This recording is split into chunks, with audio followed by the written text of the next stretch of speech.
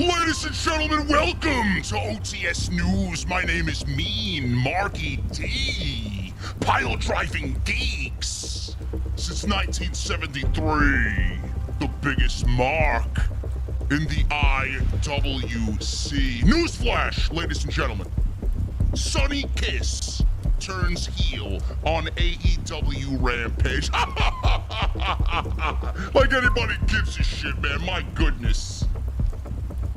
JD gonna bring back that Get Off My TV t-shirt.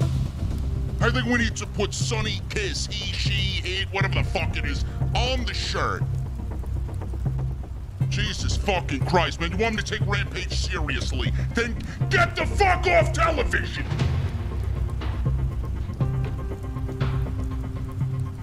Shout out to my boy Parker Boudreaux, who is now all elites.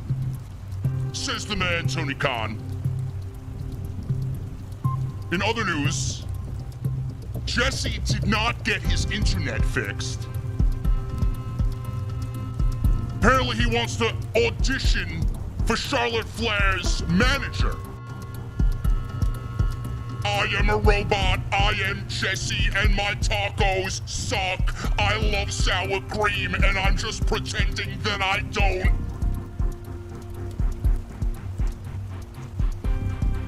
In other news, man, yo, let me tell you something. Dante Martin, bro, listen, man, I'm gonna have to dump you, bro. Skye Blue is coming home with me, okay? Somewhere in the venue, Tony Brown is smiling from ear to ear. Lots of assets on the show tonight.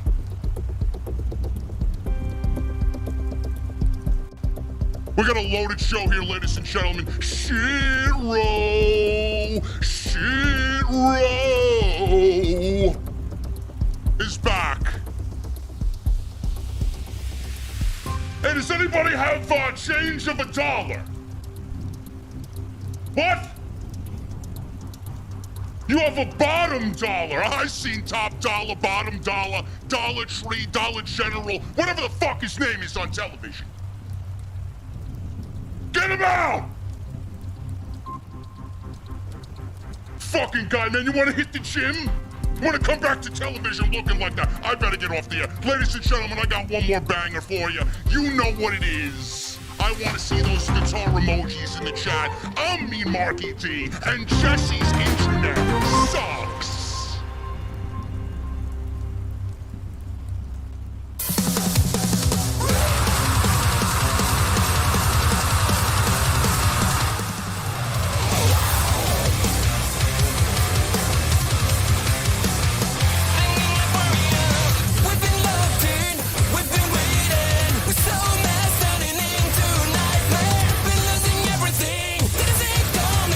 Just wanna go back in time and avoid it.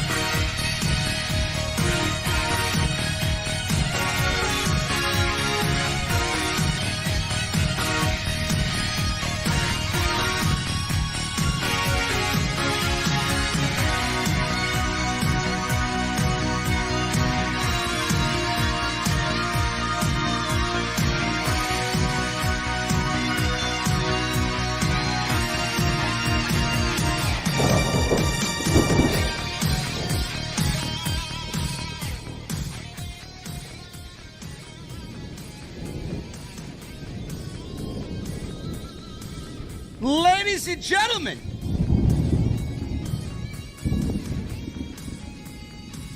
SmackDown was excellent tonight. I mean, I'm not surprised. Triple H is running the show. Get with the program. Get on board, man. We're on the Change Express. I love it. We got focus on the Intercontinental title tonight. We got a great match with Gunther and Shinsuke Nakamura for the Intercontinental title. Ladies and gentlemen, in the main event of the show. I know. I was shocked myself. Hit Row makes their return to WWE. And my God, man, after all we've seen so far in the last 2 weeks with Triple H and him gradually changing things, I think Hit Row signifies the biggest statement thus far in World Wrestling Entertainment, led creatively by Paul Levesque. We will talk about that tonight. I got a lot to say on that. And carrying Cross, Scarlett, what is the plan going into Clash at the Castle? We got a lot of little teases about Clash at the Castle. We're going to talk about them all tonight on Off the Script. On Rampage, I'd rather not talk about Rampage, man. But congratulations to my boy Parker Boudreaux, man. He is now all elite. It's pretty much the only newsworthy thing coming out of Rampage tonight. But ladies and gentlemen, speaking of newsworthy, I got whiskey, I got beer, I got wine, I got whatever you need. I got the fire pits. Jesse doesn't have a taco truck. I got it all at the beer garden. And that's where I'm going right now. I got my cold beverage. I hope you guys got the same thing, man. But I just got one question before I roll this window up and meet you guys over there. What the fuck are you drinking? I'll see you over there.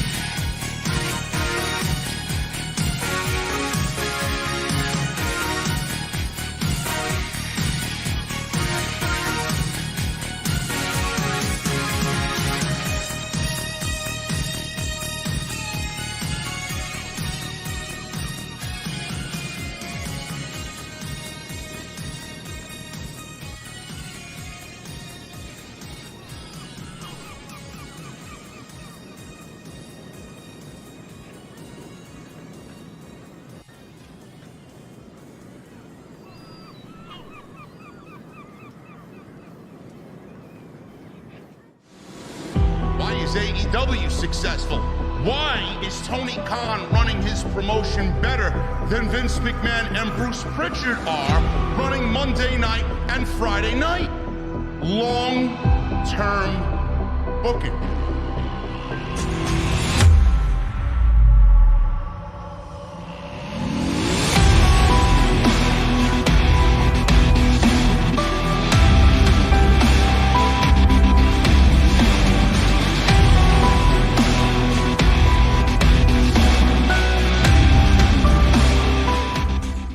What is going on, guys? Thank you so very much for joining me right here on Off the Script. This is your SmackDown and AEW Rampage post-show for August 12th, 2022. I am your host, JD from New York, as always. Coming to you live from the OTS venue. Thank you guys so very much for joining me on your Friday evenings, wherever you may be. How much different does it feel, man? How much better does Friday Night SmackDown feel? Even Monday Night Raw, how much does the shows feel just vastly different feeling-wise? There's nothing really groundbreaking as far as change is concerned, but just feeling-wise, man, atmospherically and just direction-wise, how does it feel on Friday night and Monday night compared to the old administration? I think these shows, and you can call me a dick rider, you can call me a cocksucker, you can call me fucking whatever you want. Oh, JD is too positive. Listen, man, I waited my entire podcast career for this fucking era to finally hit us in the face, and we're getting it. I'm excited about the fucking future of WWE, man. I really am. Tonight's SmackDown was a very focused show. We got the Intercontinental Championship throughout the entire show. And what Triple H did and what his team did tonight was they focused on the Intercontinental Championship in one show more than Bruce Pritchard and Vince McMahon did in all of 2022. And even all of 2021. The Intercontinental Championship was in the main event of SmackDown tonight, and it was a beautiful thing to see.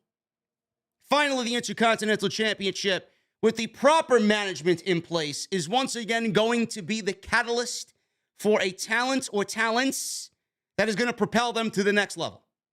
And that right now is in the hands of Gunther, a.k.a. Walter. I love it. He wrestled Shinsuke Nakamura tonight, and I thought it was a kick-ass match. I thought it was great, and I love the focus. They even did a very similar vignette promo package like they did for the United States Championship on that first Raw that Triple H ran on Monday night a couple of weeks ago. They did the same thing that they did that night for the United States Championship tonight with the Intercontinental title. I love it. Absolutely love it. And we'll talk about what happened between Gunther and Shinsuke Nakamura.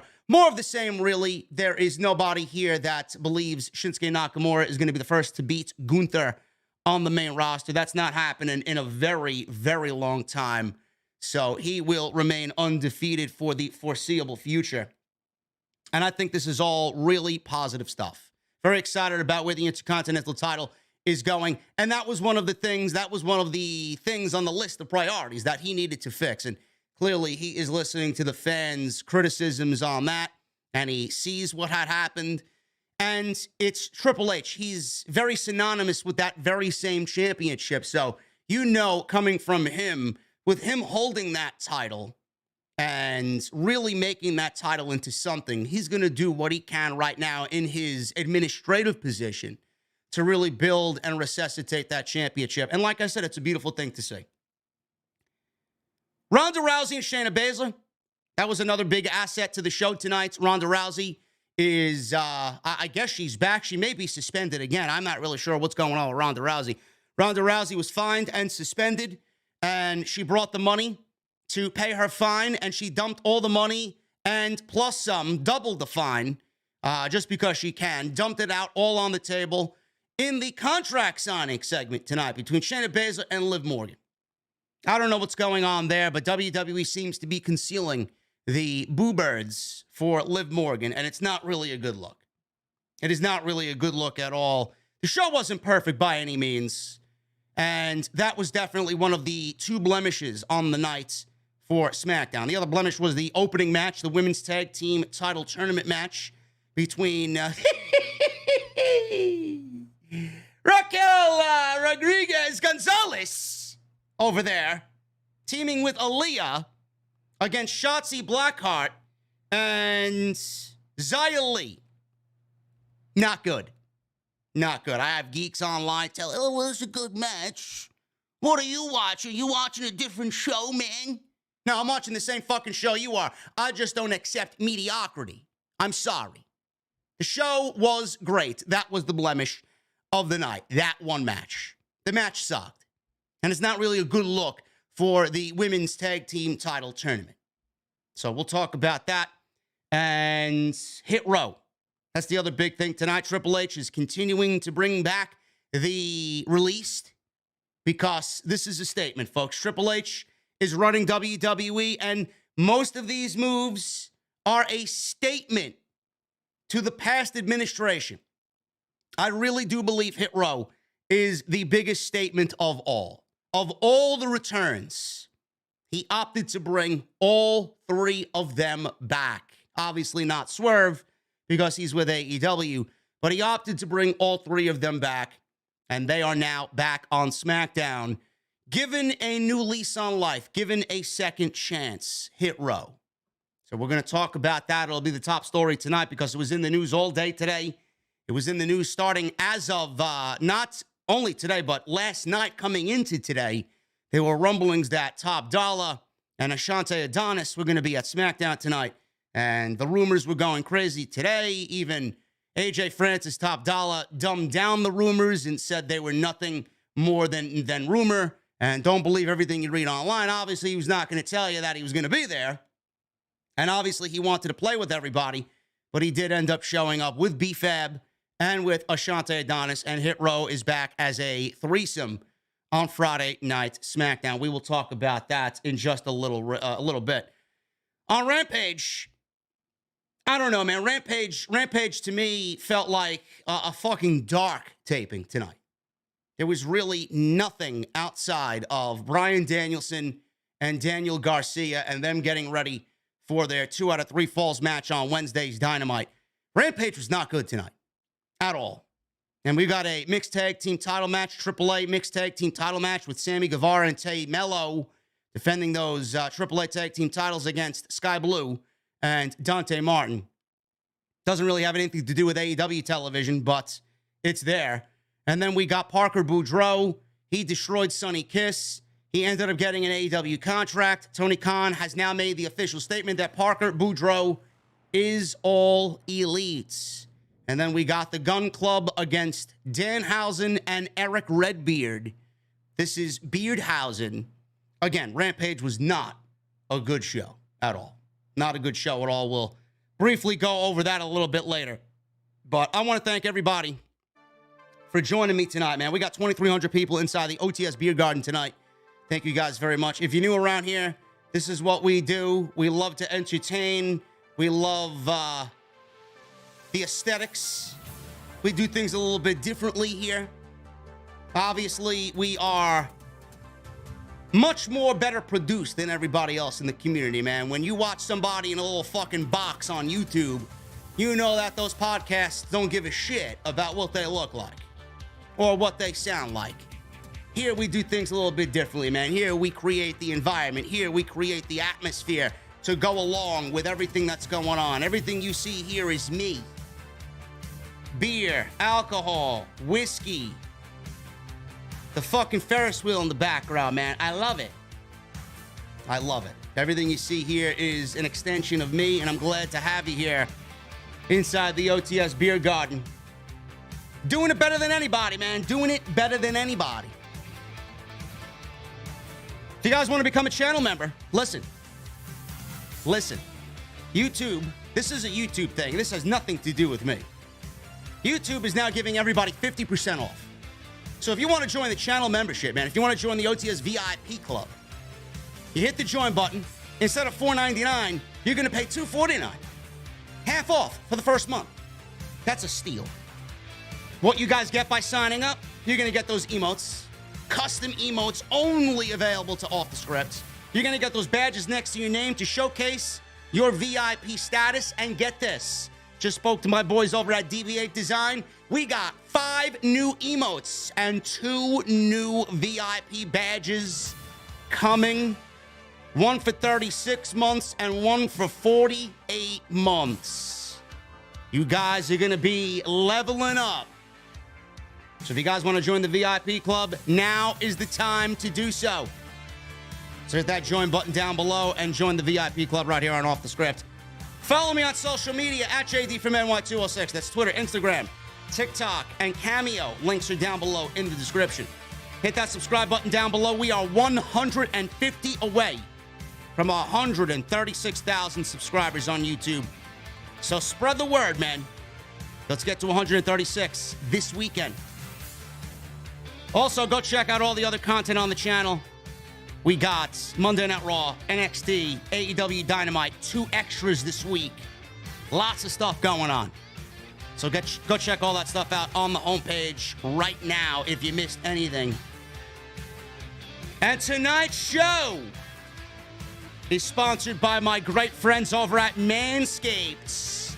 Manscaped.com. You guys are going to use that code SCRIPT20 at checkout to save 20% off and get that free shipping. It is Manscaped.com, the leaders in below-the-waist grooming. Gotta love it, man. 5 new badges, folks. Yes, 5 new badges. 5 new emotes. I'm sorry, 2 new badges. The 5 emotes. I'll tell you something, man. You're going to like these emotes, man. You're going to like these emotes, man. They are crisp, let me tell you. And then the 2 new badges, I'm not going to reveal what they are. They're not microphones, though. They are not microphones. We have 2 brand new badges, man. You're going to be at the elite level, right? 36 to 48 months. Can't wait to show you guys. Around October. First week of October, they should be ready. Hit Row. Let's talk about Hit Row, man. Hit Row is back in WWE. Triple H making a statement by bringing Top Dollar, B-Fab, and Ashante Adonis back to WWE. The rumors were true. All day we heard about the rumors. Top Dollar, Ashante Adonis, going to be on SmackDown tonight. We didn't know anything about B-Fab. Nothing was said about B-Fab. PW Insider first reported this on Thursday evening that Top Dollar and Ashante the Adonis were on their way back to WWE. Also joining them potentially could have been B-Fab. We didn't know then. Towards the end of the first hour of SmackDown, there were 2 enhancement wrestlers standing in the ring. Pat McAfee noted that they didn't know who they would be facing. All of a sudden, Hit Row's music hits, and they entered the ring. They walked down the aisle, entered the ring, and they basically squashed these guys in pretty easy fashion. The one person obviously missing from Hit Row is Swerve Strickland, who is currently one half of the AEW Tag Team Champions with Keith Lee over in All Elite Wrestling. After that squash match, all 3 members of Hit Row cut promos to remind the fans of who they are. Now, this is Hit Row's first appearance on WWE television since they were released last November. Only 1 month on the main roster. They didn't last 6 weeks. They didn't last 6 weeks. They got released, and all 4 of them were gone. All 4 of them were gone. Obviously, this wouldn't have happened if Vince McMahon was still in charge. What a swerve, legitimately. No pun intended. Now, I know a lot of people online tonight were talking about Hit Row, and earlier today, people were talking about Hit Row, and the consensus between everybody was Hit Row's not going to be the same without Swerve Strickland. Hit Row is nothing more than a bunch of jobbers without Swerve Strickland. I get where you guys are coming from. But if it's one thing that I don't do, especially with proper management in place, is completely write somebody off because the star of the group is not there. Yes, I get it. Everybody knew how good Swerve was. Everybody knew that Swerve was fucking all of Hit Row, basically. But I'm not going to sit here and tell you that Hit Row is going to fail on SmackDown. This is not Vince McMahon and Bruce Pritchard. This is Triple H. Things will be different for Hit Row. Now, I get where people are coming from with Swerve. I get it. I completely get it. But I don't want to write anybody off because the potential was always there within the group. There's a lot of positive with Hit Row. Couple of things right off the bat. Number one, the way I see it is we need tag teams in WWE. Top Dollar, no matter how cringe he may be and how annoying he may be, he still has the presence of a big man and a big man that can move. Now, he's not very good, but he will be adequate enough to be a nice compliment to Ashante Adonis. He's the star of the group now. Ashante Adonis is very good. He looks the part, he speaks the part, and he wrestles the part. He's going to be that. And he's going to be that guy in Hit Row. Now, go back to last November. The rumor was that they wanted Swerve and Top Dollar, or Swerve and, I believe it was Swerve and Adonis to be the tag team. Now, why would they do that? They removed Top Dollar from the tag team. They wanted Top Dollar to be a singles guy because he's big and he's agile for a big guy, right? They wanted Swerve and Adonis to be the tag team. Right then and there, you knew that old administration didn't have a fucking clue on how to book Hit Row. Not a single fucking clue on how to book Hit Row. If that is your first plan of attack with them, doomed to fail right from the word go. You know, I called it when they got called up to the main roster. I said it then. These guys should not be on the main roster. It is too soon. It is too early for them. They're still green. They're still babies. Swerve should have been on the main roster already. He had all the makings of a breakout main roster guy. Not with that administration. Not with Bruce and Vince. They called up all four of them. Why? Why did they call up all of Hit Row? They called up all of Hit Row because they thought Hit Row was going to get them a wider audience and broaden the demographic. They thought Hit Row was going to appeal to a younger audience. I get it, but that's not the reason why they brought up Hit Row. If they brought up Hit Row for that reason, then Hit Row wouldn't have been fired. I said it from day one. I said it the night of the draft when they were drafted. These guys are going to be fired not a week, in a month. In a month, they would have been fired. And what happened? They maybe lasted 5-6 weeks. I got blasted on social media. I got called a racist. I got called negative. I got called an asshole. I got called every fucking name you could possibly think of that is a derogatory term on social media. People clipping my shit, sending it to Swerve, sending it to fucking Francis, getting blocked by both of them because I made a joke, and I made some jokes about what Bruce Pritchard and Vince McMahon were going to turn Hit Row into. I don't work for WWE. I don't know a single fucking soul within that company. But I know what I know just by watching the show. That's what makes our podcast stand out amongst everybody else. We see things a lot clearer. We're not afraid to call shit out and say shit when things need to be said, or say shit that's going to happen and really give you the truth behind why shit does happen on television. You want a bombshell? We got everything right. Perfect about Bray Wyatt. See Fightful putting shit behind a paywall about Bray Wyatt. Motherfucker, the day Bray Wyatt got released, we went live in front of 5,000 fucking people, and we said everything that was in that report then. I don't need a fucking paywall. All you need to do is open your fucking eyes about what you're watching. So I'm going to tell you again. Hit Row was released not because of Vince McMahon's and Bruce Pritchard's fucking taste in professional wrestlers. Hit Row was released because they were affiliated with Paul Levesque. They were the last fucking thing creatively that Paul Levesque stamped his name to before he went out with his cardiac event. That was it. That was legitimately the last thing that was the black and gold under Triple H. They got called up to the main roster, and because they were a Triple H creation and they were a part of Paul Levesque's black and gold, they were gone. Finished. Had nothing to do with anything else but that. Did AJ Francis facilitate all of that? I think so. Got a big mouth. He's not humble. He got an ego bigger than anybody in the shortest span of time that I've ever seen. Take yourself down a notch, a couple there, bro. You ain't shit. You ain't shit.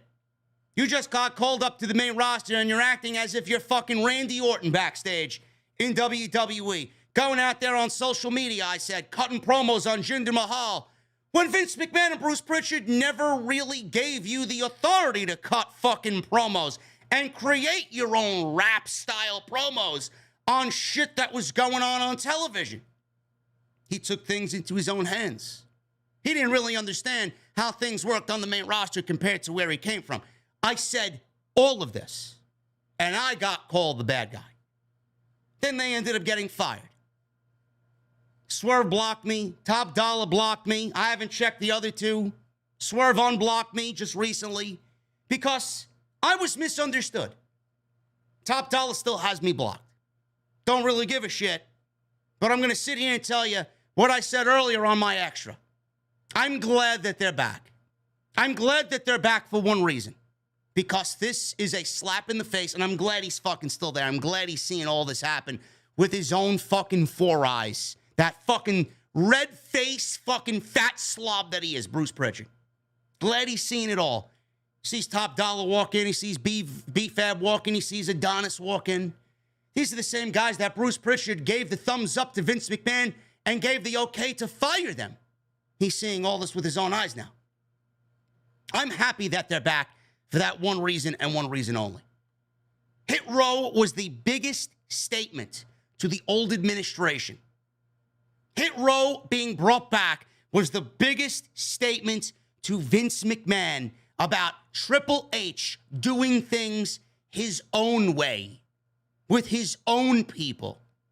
Triple H made a statement with Hit Row, just like he made a statement with Kevin Owens on Monday Night Raw this past Monday, powerbombing Ezekiel to the hospital and writing him off television. Same way he made a statement with Ricochet opening SmackDown last week against Baron Corbin. Same way he made a statement with Shayna Baszler becoming the number one contender for the SmackDown Women's Championship over anybody else on that SmackDown Women's roster.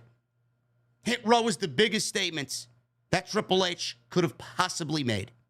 It is a big fuck you to Vince McMahon, Bruce Pritchard, the old administration, and it signifies that change is coming. And I'm doing things the right way. And I'm not going to fall into that category of having everybody on the roster fucking hate me and not trust me. This is the biggest statement that he possibly could have made, and we're only in week 3. We're only in week 3 of his run. Top Dollar, Ashante Adonis, and B-Fab on SmackDown gets a thumbs up from me. Tag team division needs tag teams. Top Dollar and Ashante Adonis are going to be a very formidable tag team. And they are a unit, which helps. They're not two guys just thrown to fucking together. B-Fab is going to fit into the group and be the mouthpiece that she should have been instead of Vince and Bruce putting her in a ring when she doesn't know how to wrestle. Which was the case because she was still on NXT wrestling. She was there wrestling, and she was not good at it. Her value comes in the form of a microphone. Use her to the best of her value and ability. Tag teams. We get Top Dollar and Ashante Adonis as a tag team. And now we can sit there and say, yeah, Top Dollar, Ashante Adonis, and B-Fab, they're going to bring in that younger demographic. They're going to catch fire like they should have now with Triple H in charge. And they are going to be the 3 in that group that are going to reach out and bring that coolness factor to the WWE that was sorely missing from Friday Night SmackDown when Bruce Pritchard and Vince McMahon were there. And quite frankly, Bruce Pritchard and Vince McMahon didn't get the cool factor of Hit Row. Now, for all the people out there saying, oh, the group is not going to go anywhere because Swerve isn't there. You don't think Triple H understands this? You don't think Triple H understands this? Triple H is going to let these guys do what they got to do to get over now. He didn't put them on TV to see them fail. And he's not going to see them fail. He's going to give them every possible resource to succeed. Because if it fails, then he fails. He brought them back with an idea.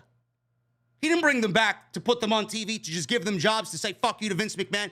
He not only wants to say fuck you to Vince McMahon, but he wants to see them succeed and be a huge asset to the company.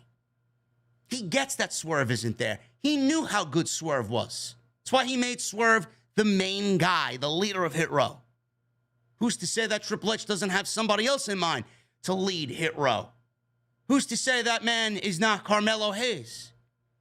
Telling you right now, mark it down, put it in a book somewhere, screen cap it, fucking clip it, record it on your Android or iPhone device. I'm telling you right now. Carmelo Hayes is losing that NXT North American title. To who? I don't know. It may be Giovanni Vinci coming up on Tuesday. But he's losing that North American Championship. Carmelo Hayes is getting called up to the main roster. He's getting called up to the main roster after Clash at the Castle, and we're getting a draft. He will be included in the draft. Carmelo Hayes will be on SmackDown. Carmelo Hayes could potentially be the new leader of Hit Row. It fits him perfectly. Bring Trick Williams up to the main roster as well. Because let's be real, I'm not a fan of Trick Williams. I'm not a fan of the duo. I like Carmelo Hayes, but I'm not a fan of Trick Williams. Not yet, anyway. Still has a lot of, to me anyway, I got to grow into it. He's got to do something to really stick out to me. He's not done anything to stick out to me. You want to bring Trick Williams up to the main roster and keep Trick and Carmelo together? There you go. Put him in Hit Row. Have Carmelo lead Hit Row. He's got the charisma. He's got the cockiness. He's got that coolness factor. And he's got somebody. He's got Triple H has somebody in Carmelo that could lead a stable.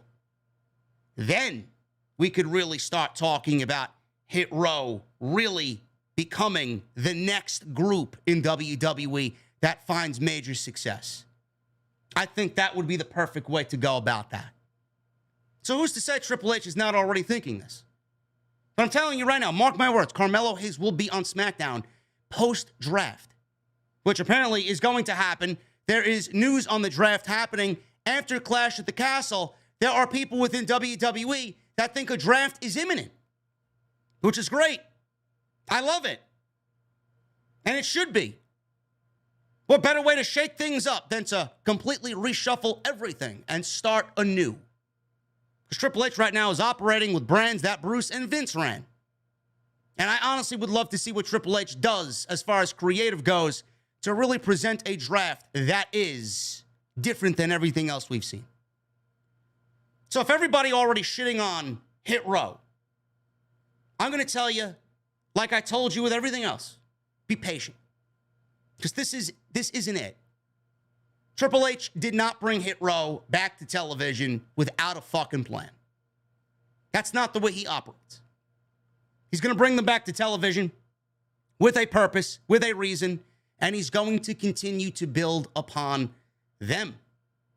So let it be, and let's have patience with Top Dollar, Ashante Adonis, and B-Fab.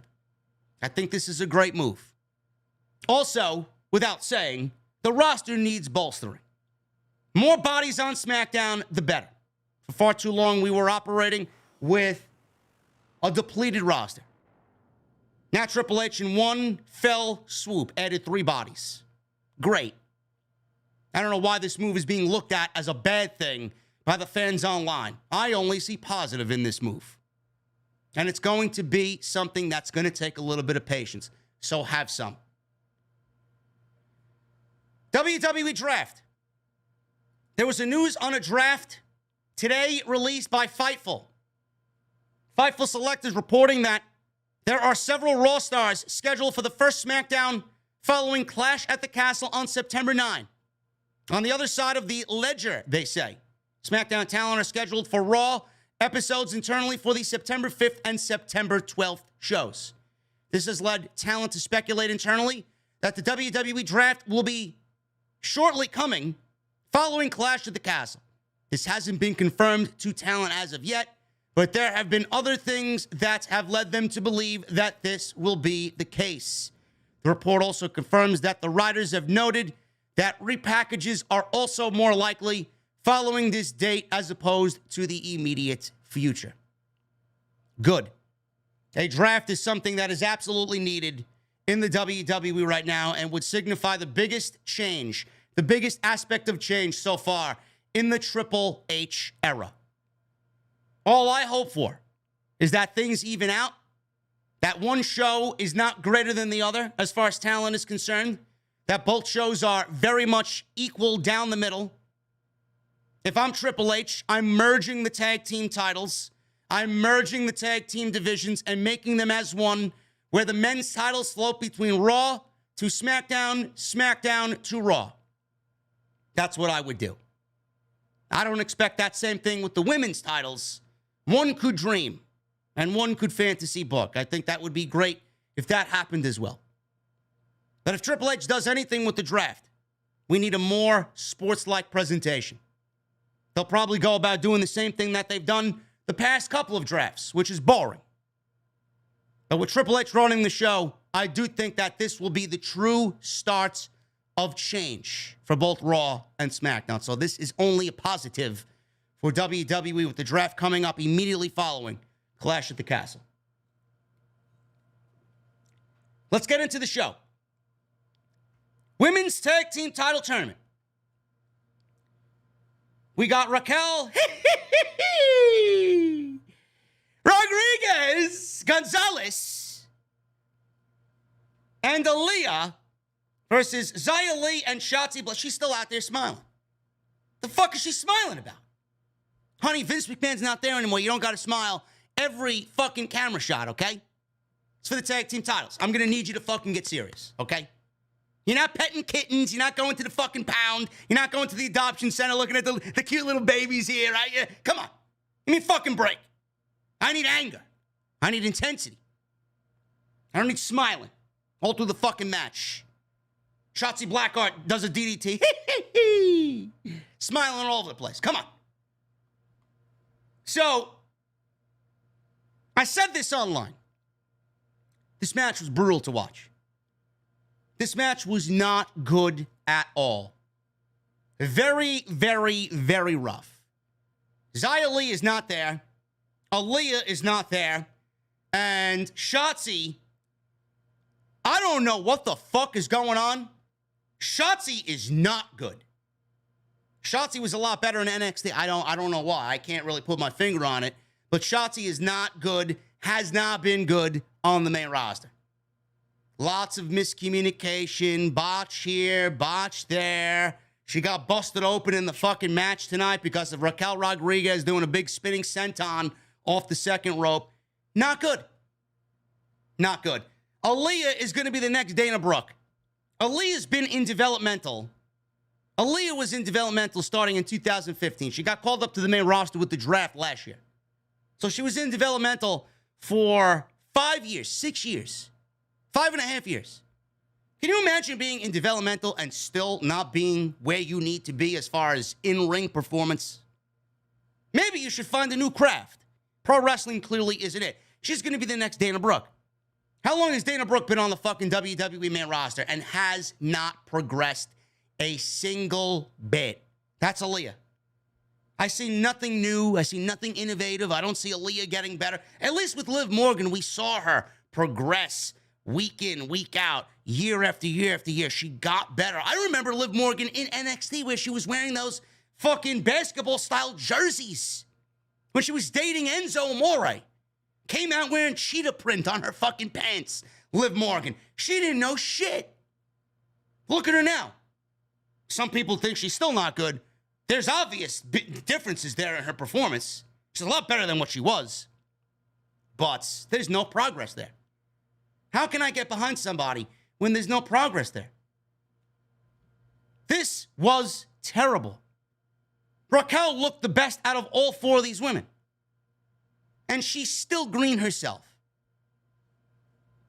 Sonya Deville and Natalya were out there. They watched from ringside. Next week, Sonya Deville and Natalya, they will wrestle Nikita Lyons. Sure, everybody's excited about that, right? Yeah, I still don't understand why everybody's so high on Nikita Lyons. You would think that everybody thinks that Nikita Lyons is a great asset to the company. I don't get it. I don't get it. Nikita Lyons and Zoe Stark, which also I don't get. I don't really get everybody in WWE being so high on Zoe Stark. She's good. I just don't really see the whole fuck. Oh my God, we gotta get on the Zoe Stark rocket pack. I don't get it. So Natalya and Sonya Deville will be wrestling them next week. Hopefully it's a lot better than what we saw tonight. So Rodriguez, Gorilla Press to Aliyah, to her opponents. Yeah, Rodriguez Gonzalez. Gorilla Press out there. Aliyah onto Xia Li for a near fall. Shotzi recovered and broke up the pin with a senton. Aliyah then hit a flying crossbody off the apron to the floor. Aliyah and Lee ended up in front of Natalya and Deville. Rodriguez and Shotzi ended up brawling with Deville and Natalya. Eventually, Deville and Natalya ran off. No reason for them to be out there. They were there, though. So we got the heels here beating down on Aliyah, cutting off her portion of the ring. There was a scary-looking spot here. Xia Li held Aliyah on her shoulder, and Shotzi hit a running neck breaker and dropped Aliyah right on the top of her head. I don't know, man. Shotzi is not it on the main roster. Not it. So Xia Li attempted a suplex, but Aliyah reversed into a neck breaker. Rodriguez got the hot tag. Smiling all over the place, Rodriguez. Gonzalez running wild with the hot tag. And we got her running around. She's doing all these spots. So she's in there, and she hits a fallaway slam on both Shotzi and Xia Li. Lee distracted Rodriguez. Heels regained control.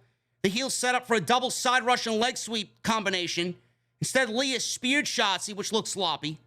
And Rodriguez hit the power bomb, the Tejana bomb, for the 1, 2, 3.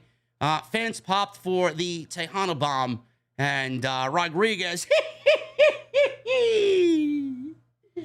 Rodriguez Gonzalez with Aliyah. They advance to the semifinals here in the women's tag team title tournament. They will take on the winner of Natalya and Deville versus Zoe Stark and Nikita Lyons. Now, like I said on Monday when the brackets were announced, I think Nikita Lyons and Zoe Stark are going to the finals. I think they're going to the finals. There's no reason why they're even here unless WWE is putting them in the finals to get them some spotlight on the main roster. These are the two biggest names that WWE is pushing on NXT right now. These are the two names that are in the highest regard on NXT 2.0. Zoe Stark is about to win the Women's Championship. If she doesn't, I can see her called up to the main roster. And then Nikita Lyons is going to be the predecessor to, or the successor, I should say, to Zoe Stark if she does win the Women's Championship. If she doesn't, she will be the Women's Champion herself, Nikita Lyons. So I think they're going to the finals, and I think they'll be in the finals against Dakota Kai and Io Sky. That is my predicted final for the women's tag team title tournament. I can only hope next week's match is a lot better than what we got here. This shit sucked. The match on Monday sucked with Tamina and Dana Brooke, and this match sucked with all four of these women, with Rodriguez being the best of the four, and even she is still green as grass. Not really a good start, not really a good look to the women's tag team title tournament. This match is the very reason why I said burn the titles. They're not needed. If this is the caliber of performance that we're going to get with the women's tag team titles, it is not even a fucking... It doesn't make any sense to me to bring them back. It's not even worth it to have them on television if this is the mediocre garbage that we're about to get on television. They showed a video package recapping Karrion Kross last week attacking Drew McIntyre. Then we get a soundbite with Kross and Scarlett backstage at SmackDown. Kross, cutting a promo, said it must be nice to be chosen ones like Drew McIntyre and Roman Reigns, whereas they were, meaning him and Scarlett, meaning they were discarded like broken toys. We're prepared. We waited for the perfect time for vengeance. Everybody knows about the bloodline. Now we're going to show them the new timeline. Because no matter where the time is told, in the end, everybody pays the toll. TikTok. So he peeks around the corner, and he sees Drew McIntyre getting ready. His music hits on the PA. He walks out to the ring, and he's eyeing Drew McIntyre like a fucking creeper, like a stalker. He's carrying Cross. Carrying Cross, man, he didn't really have a big presence on this show. It was just a very minor follow-up to what had happened last week, which makes me think that he's not really going to be factored into the Clash at the Castle showdown between Reigns and McIntyre. But man, oh man, can he cut a fucking promo. Cross is a great promo. The body language, the facial expressions, the way he speaks, and the cadence in which he speaks, I love it. It's great. He's one of those guys where he speaks, you stop what you're doing, and you listen. You pay attention to what that man is saying. Awesome stuff. Now, tonight, it was basically very minor. There wasn't really any big push for him to be included in the Universal WWE Heavyweight Championship match, the Undisputed Championship match at Clash of the Castle. I did predict that possibly, if they want to include him and get him in the ring, maybe put him in the ring against McIntyre and really get McIntyre at Clash of the Castle, build it around him, and having that be his WrestleMania 30 like they gave Daniel Bryan. If you guys remember back at WrestleMania 30, Bryan wrestled Triple H in the opening match. He won the opportunity to make the main event a triple threat match. So that's what I was thinking that they would do. Now, giving Cross a loss in his first match back, not really an ideal situation, but it is Drew McIntyre at the end of the day, and there's no doubt in my mind that Triple H would really make Cross look strong. I would not be worried about that. So that's where I predicted it would go. Cross and McIntyre. McIntyre would put his opportunity on the line just to get Cross. He would beat Cross, and if Cross beat him, he would get included into the match, which McIntyre would end up beating him. He'd go on to wrestle Roman Reigns in the main event one-on-one, and he'd win the Undisputed Championship at Cardiff, Clash of the Castle. Then you want to do Austin Theory cashing in or not cashing in, up to creative at that point. But McIntyre and Reigns more than likely will be the one-on-one match. I did not get a sense that Karrion Kross was going to be included in any of this title picture at all. It may happen after Clash of the Castle. And it may be that they are preparing to take those titles, or at least one of them maybe, off of Roman Reigns in Cardiff in 3 weeks, which would be the best situation possible. We need a major championship back on Monday Night Raw. And we need those titles off of the part-time Roman Reigns. McIntyre is going to be there every week. Cross is going to be there every week. That's what needs to happen. So a very minor role for Cross tonight. I don't get a sense that he's going to be included unless they wanted to go the WrestleMania 30 route and do Cross McIntyre to open Cardiff and then do McIntyre Reigns in the main event. I don't know. We'll see what happens. But I didn't get a sense that he was going to be included until after Cardiff. McIntyre was in the ring. Had a microphone. Apparently, there was a rumor going around today as well that McIntyre may be bringing back Broken Dreams. He may be bringing back Broken Dreams in Cardiff at Clash of the Castle. I would love that. Now, if that happens, there's absolutely no fucking way he's losing that match against Roman Reigns. I'd love to see it, though. That is a bone-chilling moment if that happens. I'd love to see it. He's in the ring, and he said, it's an exciting time in WWE with a lot of new faces showing up. He said Cross attacked him last week. He said a lot of people probably think he's going to rant and rave about what he's going to do to him. He said Cross was laying low for over a year, waiting for a chance to make a big impact, and he did that last week. He said the person he attacked is going to now deliver a message to him. He said his hands are full now, but next time their paths cross, he'll give him 3 choices: a knockout, a hospital visit, or a ticket to the graveyard. Gotta love Drew McIntyre. He said he'll send him back to the dungeon he crawled out of. Drew said Roman Reigns isn't at SmackDown tonight. Roman is not at work, he said. said Roman has begun to believe his own hype. So the last 2 matches he won, it took his friends and family and weapons to beat Brock Lesnar. He said he beat Brock Lesnar with his bare hands. No need to have help from friends and family. And he beat him in the center of the ring in the main event of WrestleMania. He said the island of relevancy is not a real place. He was then interrupted by Cross and Scarlett's music, and out walks Scarlett. Cole said she is Cross's oracle, his angel of doom. McAfee said, I'm not sure what any of that means. I don't think I want to know either, Pat. Don't worry about it. Scarlett entered the ring. All of a sudden, the Usos jumped McIntyre from behind. Drew fought back for a little bit. Usos started to really put the boots to him, took him down with 1D, and took him out. Scarlett was still standing on the ring apron watching all of this happen to Drew McIntyre. She stood on the apron and said something to the Usos.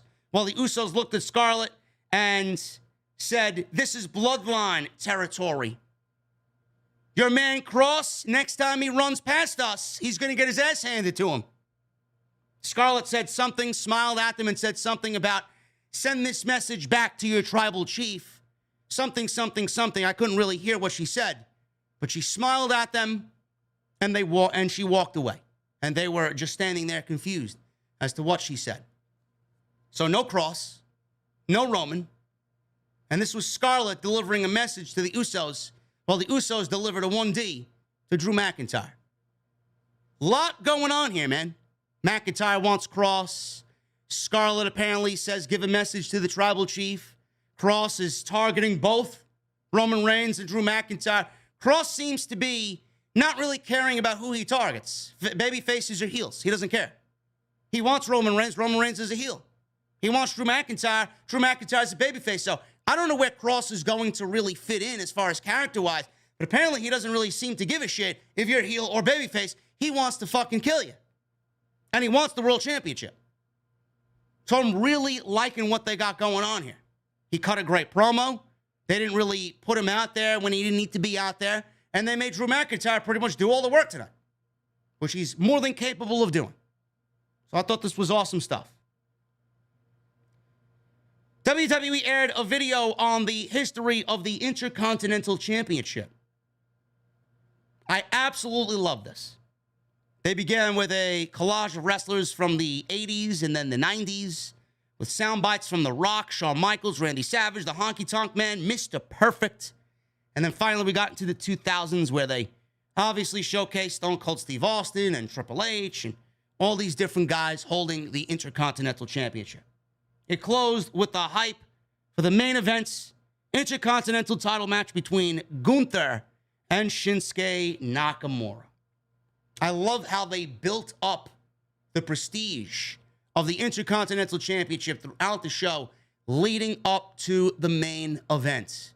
It doesn't take a return, or it doesn't take a 2-hour-long storyline to get people invested. Look at what he did tonight. Look at what he did tonight that Vince McMahon would never do. He put together a collage, a video package, highlighting the importance of the Intercontinental Championship with Hall of Famer after Hall of Famer after Hall of Famer holding that championship. And told you throughout the show, this is our second biggest title. This title is a catalyst to find the next world champion. That's what it said to me. When I look at a vignette or a video package like that, that's what it says to me. And it built up throughout the entire show, leading to the big epic introductions of Gunther and Shinsuke Nakamura, where they got more than enough time to sell the Intercontinental title and the importance of the Intercontinental title in the main event of the show, where it should be. At all times, it's defended when a world championship is not defended on the same show. I don't know how anybody can hate that. Awesome. Nakamura was backstage. He was warming up. Megan Morant approached Nakamura for an interview. All he said was, you can give this message to Gunther for me. Come on, he says. He's ready. Viking Raiders They've been feuding with the New Day, the new and vicious Viking Raiders. Now, that was a Vince McMahon thing. He had to put this fucking asterisk over their tag team name, the new and vicious Viking Raiders, right? Yes, Vince, we know that they're vicious. They're not really all that new. All you did was put face paint on them and give them fucking shields with furry fucking kilts. That's all you did. That's all you did to make them new and vicious.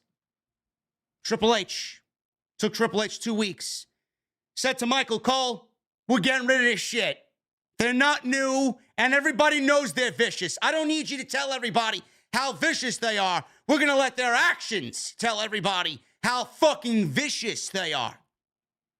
We didn't get any Michael Cole or Pat McAfee tonight saying that they were the new and vicious Viking Raiders. That shit is done. Gone. Which I'm so fucking happy about. No more new and vicious Viking Raiders. Just the Viking Raiders.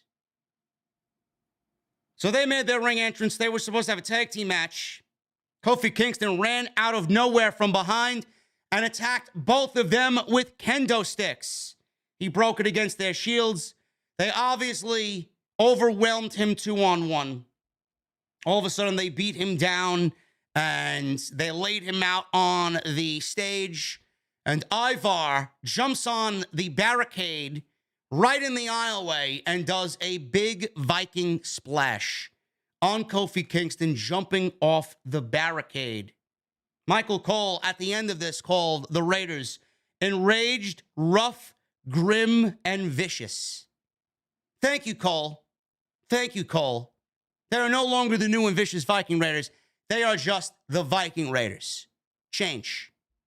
Now, I don't know where this is leading, but I like a focus. I like a mini storyline on tag team wrestling. I like a nice blood feud between two tag teams. You let the Viking Raiders and the New Day go, they'd give you a fucking barn burner if they wanted. Now, there's no title on the line. I don't know where this is going to take place. I don't know where Xavier Woods is coming back, but I like it. And next week, apparently, we're going to do a Viking funeral for the New Day because they now took out Xavier and now Kofi tonight on SmackDown. These are the top two tag teams right now with the Usos on Friday night. We got Los Lotharios. We got Hit Row back now. We got the Brutes, right? You can make them into a tag team. And if WWE wants to bring Kevin Owens over and put him on SmackDown with Sami Zayn and get Sammy and KO together, you could do that as well. But I'm telling you right now, if there is a draft, the tag team division needs to be merged. I say this every fucking year. You're not going to have a tag team on one show with 4 or 5 tag teams. You're not going to have a tag team division on the other show where it's 3 or 4 different tag teams. You can't call a division of 4 or a division of 5 tag team division. You can't do it. You got to merge those. Realistically, we're operating with one set of titles now. They're carrying around 4 fucking titles, but we have one unified title. So unify them.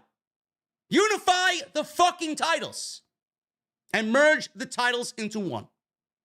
No matter who holds them, they go from Raw to SmackDown, SmackDown to Raw. If you merge the divisions, I'm telling you right now, the WWE could have a tag team division that rivals AEW. Just do it. I doubt anything that I say happens, but that is the best course of action for the tag team division. Sami Zayn, speaking of which, we cut to Sami Zayn walking up to the locker room door with Roman Reigns' name on it. He's not there tonight.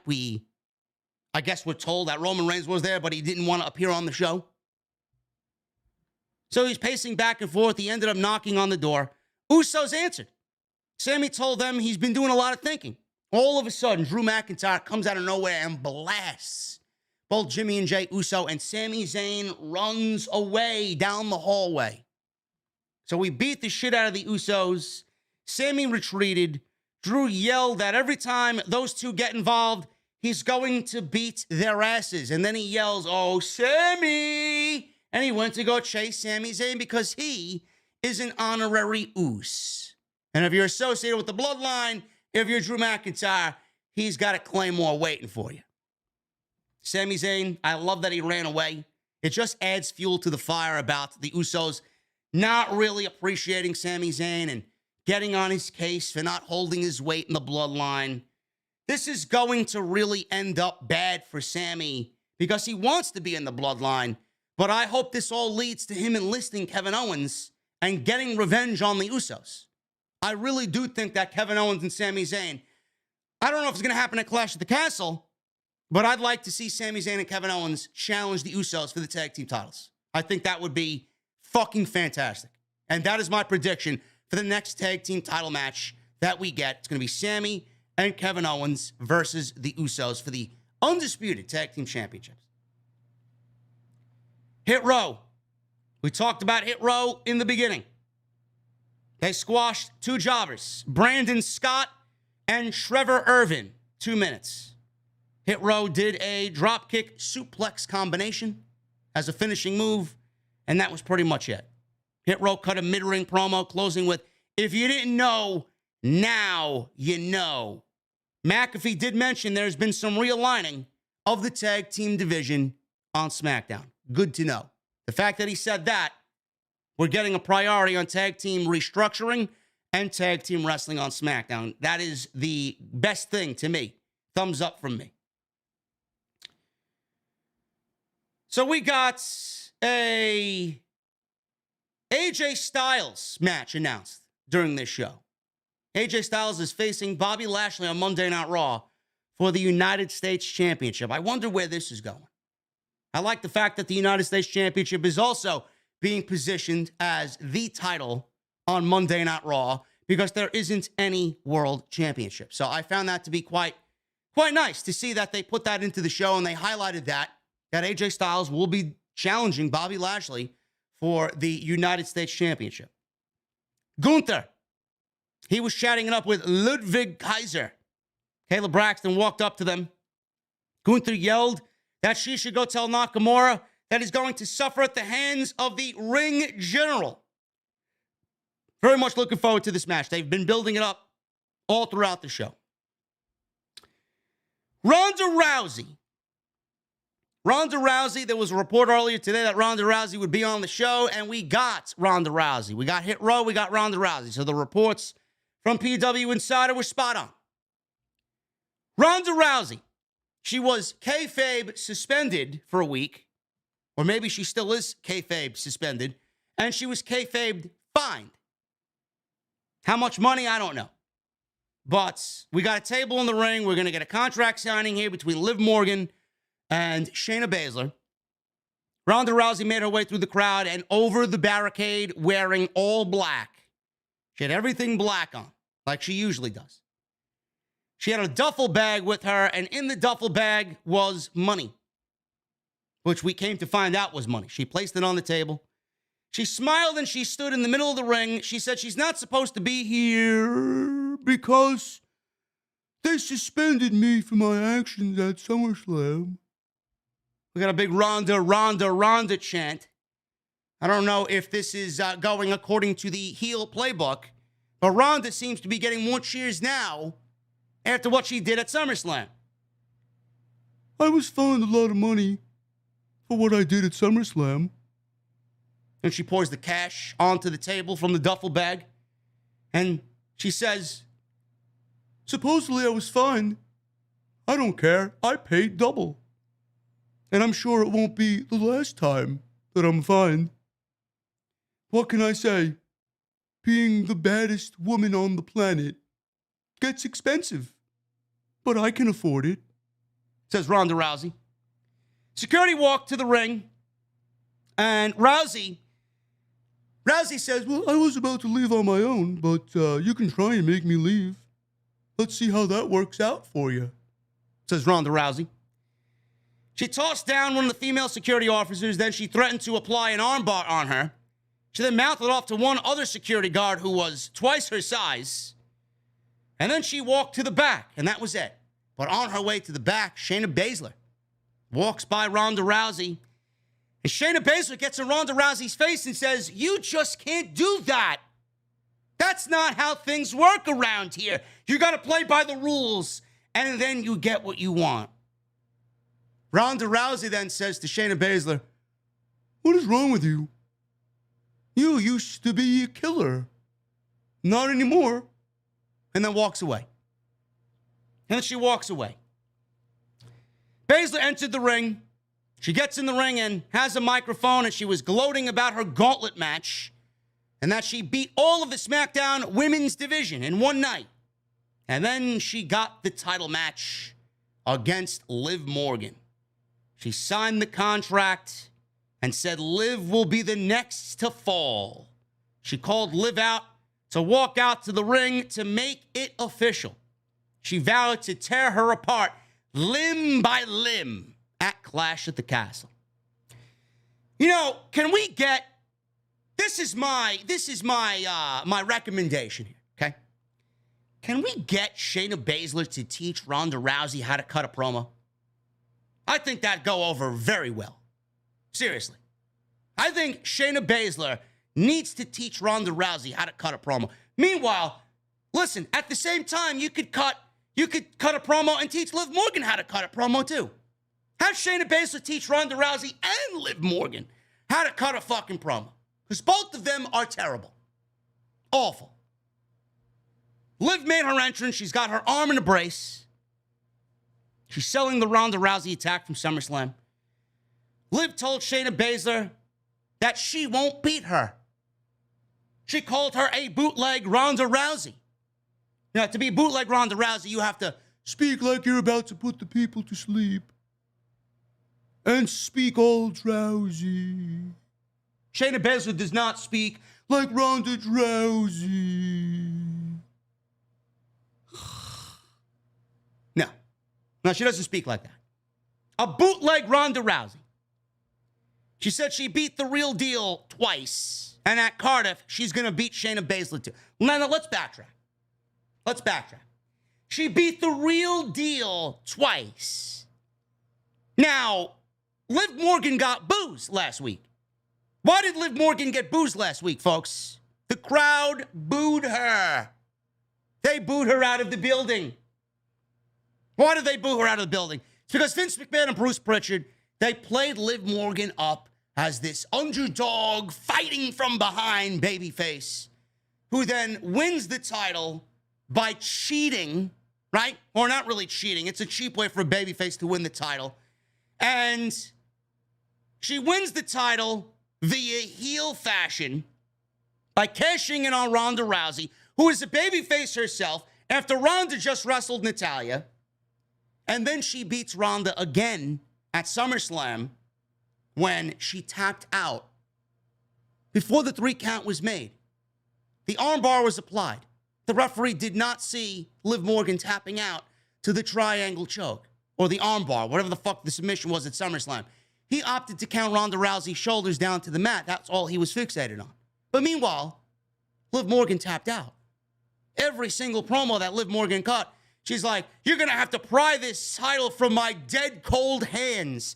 You're going to have to kill me to take this championship. I fought so hard to get this championship." Meanwhile, she's over there tapping out to Ronda Rousey. So when the fans see this, they're going to associate that with Liv being a bullshit artist. Liv can't even back up her fucking words. Liv has not lived up to what she has been talking about. WWE thinks their fans are stupid. So why did Liv Morgan get booed? That's why. Liv Morgan lied.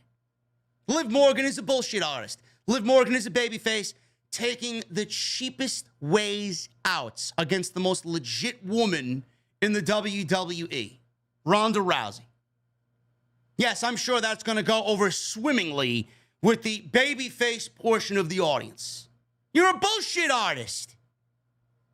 WWE had her booed out of the building last week. WWE concealed the boos today. She got booed. WWE masked with fake crowd noise. They piped in Liv Morgan cheers to mask the booing. So yes, the rigged crowds and the cheap crowds, the piped in crowd noise is still there on WWE television. After I thought it went away. So Liv is out there saying, blah, blah, blah, blah, blah. I'm going to beat you too. She was all serious and stern. She tossed the mic over her shoulder as if anybody believes what this woman is saying. She signed the contract. She held her belt up. And she got another "You tapped out" chant, which was masked by cheers. So, Liv Morgan turned to leave. Shayna Baszler grabbed her arm and rammed it into the table. She twisted her arm, stepped on her arm. Liv cried out in pain. And at the end of all of this, she fights back, and she puts Shayna Baszler through the table in the middle of the ring, and Liv Morgan stood over Shayna Baszler holding her title up. Let's start with Ronda. Ronda felt a little bit more comfortable in her own skin being an absolute bitch on the microphone and being a bitch as far as her character progression. The way she acted tonight is how I envision Ronda. They had Ronda coming out, smiling and fucking shaking hands and high-fiving people. Give me a fucking break, man. Nobody wants to see that, Ronda. Nobody wants to see this wholesome fucking, let me walk grandma down the fucking street while she's carrying her fucking 3 groceries. Give me a fucking break. Oh, you darling, can you help me cross the street? I have the eggs and the milk and the bread with me, please. Ronda Rousey's over there smiling. Yeah, sure, Grandma. Let's go. Let's go. Smiling. Give me a fucking break. Nobody wants to see that, Ronda. Everybody wants to see Ronda be a complete bitch. That's what we got tonight. Dropping money on the table. I don't give a fuck. Find me. I doubled it. You didn't have to ask me. I did it anyway. Why? Because I'm Ronda Rousey and I can afford it. It's going to happen again anyway. Now, she sucks cutting a promo, but the basis of the promo, that's Ronda Rousey. That's the Ronda I want to see. Give me a fucking break with this other shit. Vince and Bruce are fucking clueless. Triple H knows how to book Ronda Rousey, and that's exactly what he's going to do. Now, Liv Morgan, on the other hand, I don't know, man. I don't know what Vince and Bruce were doing with Liv Morgan, but this shit is a complete fucking failure. She is not walking out of Clash of the Castle as SmackDown Women's Champion. I'm sorry. If anything from this segment, if I took away anything from this segment, it's that Liv is going to continue to get booed. Ronda Rousey is going to be a badass babyface. Listen, as long as she plays the badass babyface, I'm fine. I don't want to see Ronda Rousey coming out there fucking waving and doing fucking, selfies and shit. Nobody wants to see that. But from the looks of it, Shayna may be a heel, and Ronda may be a babyface. I feel like Triple H is going to give us a Shayna Baszler versus Ronda Rousey feud. That's where I think he's going with that. Now, I don't know what that means for Shayna Baszler, but I like it. I like it. I really think that Ronda and Shayna should be a duo. I mean, if you want fucking tag teams, with the new tag team titles being brought back to television, I mean, you can't get any fucking more legit than Shayna Baszler and Ronda Rousey. I don't know, man. They could go either way. You want to do Shayna and Ronda one-on-one, or you want to do Shayna Baszler teaming up? Liv Morgan, I'm telling you this right now, no matter what the outcome is at Clash of the Castle, I have no idea what the fuck they're doing. The one outcome that cannot be is Liv Morgan cannot walk out of Cardiff as the SmackDown Women's Champion. Her days are numbered. I'll go buy you fucking Liv Morgan stands, the Kleenex, at Stop and Shop next time they're on sale, man. I'll look at the fucking flyers I get in the mail, like the old lady, Ronda Rousey, was walking across the street. Oh, Alfred, we have Kleenex. They're 2 for $4 over at Stop and Shop today. I'm gonna cut this out of the fucking flyer. Come on, man. Get used to it. 15 minutes is over for Liv Morgan. I'm sorry. You can blame Bruce and Vince McMahon for this failure that is Liv Morgan. Moving on. Drew McIntyre. He had a handicap match with the Usos. And all of a sudden, we get Madcap Moss showing up, and he is opting to be McIntyre's partner against the Usos. So once rivals, now they are tag team partners. So we got Madcap and Drew McIntyre beating the Usos in about 9 minutes. So Usos were in control here. They isolated Moss on their side of the ring. Moss fought back, tagged in McIntyre. McIntyre was getting beat down 2-on-1 here. McIntyre ran wild, hit a big neck breaker on Jimmy off of a hot tag, set up for the Claymore, but Sami Zayn ran into the ring. He wanted to be the good honorary Us that he is. So McIntyre went after Zayn. That allowed Jimmy to the super kick. Jay followed up with a diving splash for a 2 count. Uso set up for the 1D, but Moss pulled Jay out of the ring. They brawled around ringside, fell over the barricade. McIntyre caught Jimmy with a Glasgow kiss. Jimmy responded with a super kick. McIntyre quickly recovered. He then hit the Claymore for the 1, 2, 3. So Madcap and McIntyre gets the victory. After the match, McIntyre tried to give Jay the Claymore, but Sami Zayn jumped in the way and shoved him out of the way and took the Claymore for Jey Uso instead. Now, they're not even going to give a shit. They're not going to ask how he is. This is going to be it. He saved Jey Uso from taking a Claymore, and they're not going to acknowledge that he's an Us. This is going to be it. The cookie is crumbling for Sami Zayn, and his hopes are being dashed by the Usos. He's not going to be in the bloodline. No matter how much he wants it, he's not going to be in the bloodline. This is going to be the start of that. Maximum Male Models. They were in the middle of a photo shoot. Why? I don't know. We went backstage to Max Dupree. Yes, the champions lost. Yes, the champions did lose. I forgot to mention that. I can't tell you. The Usos losing to Drew But listen, man, that goes to show you that the more things change, the more they stay the same. Why are the Usos, first of all, why are the Usos being put in a tag team situation to lose non-title matches? They are the tag team champions. I don't really understand why they needed to lose. But McIntyre's getting the world championship match, which is more important, Roman Reigns or the Usos? McIntyre's going to look strong. But at the end of it all, I'm going to say, why book the match? Why book the match? Champions losing on television in non-title matches is formulaic and fucking antiquated. This is the old administration. This is now Triple H. We can't have that happen. Max Dupree and Maxine Dupree is backstage. Angel Garza and Humberto Carrillo. My boy Humberto Carrillo. You know Humberto, right? A, B, C, D, E, F, G, H, I, J, K. Humberto! He can't even be that anymore because he's not on fucking television. When was the last time he lost? Guy lives by the letter L. Humberto. So, Maximum Male Models here having a photo shoot. Max Dupree is not happy. Garza and Humberto walk in.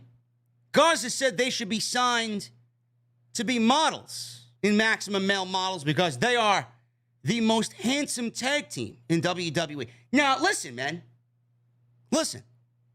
He says they're the most handsome tag team in WWE. I'm going to go out on a limb and say that I think that Garza is correct. I think they're the most handsome tag team in WWE. So why aren't they on television?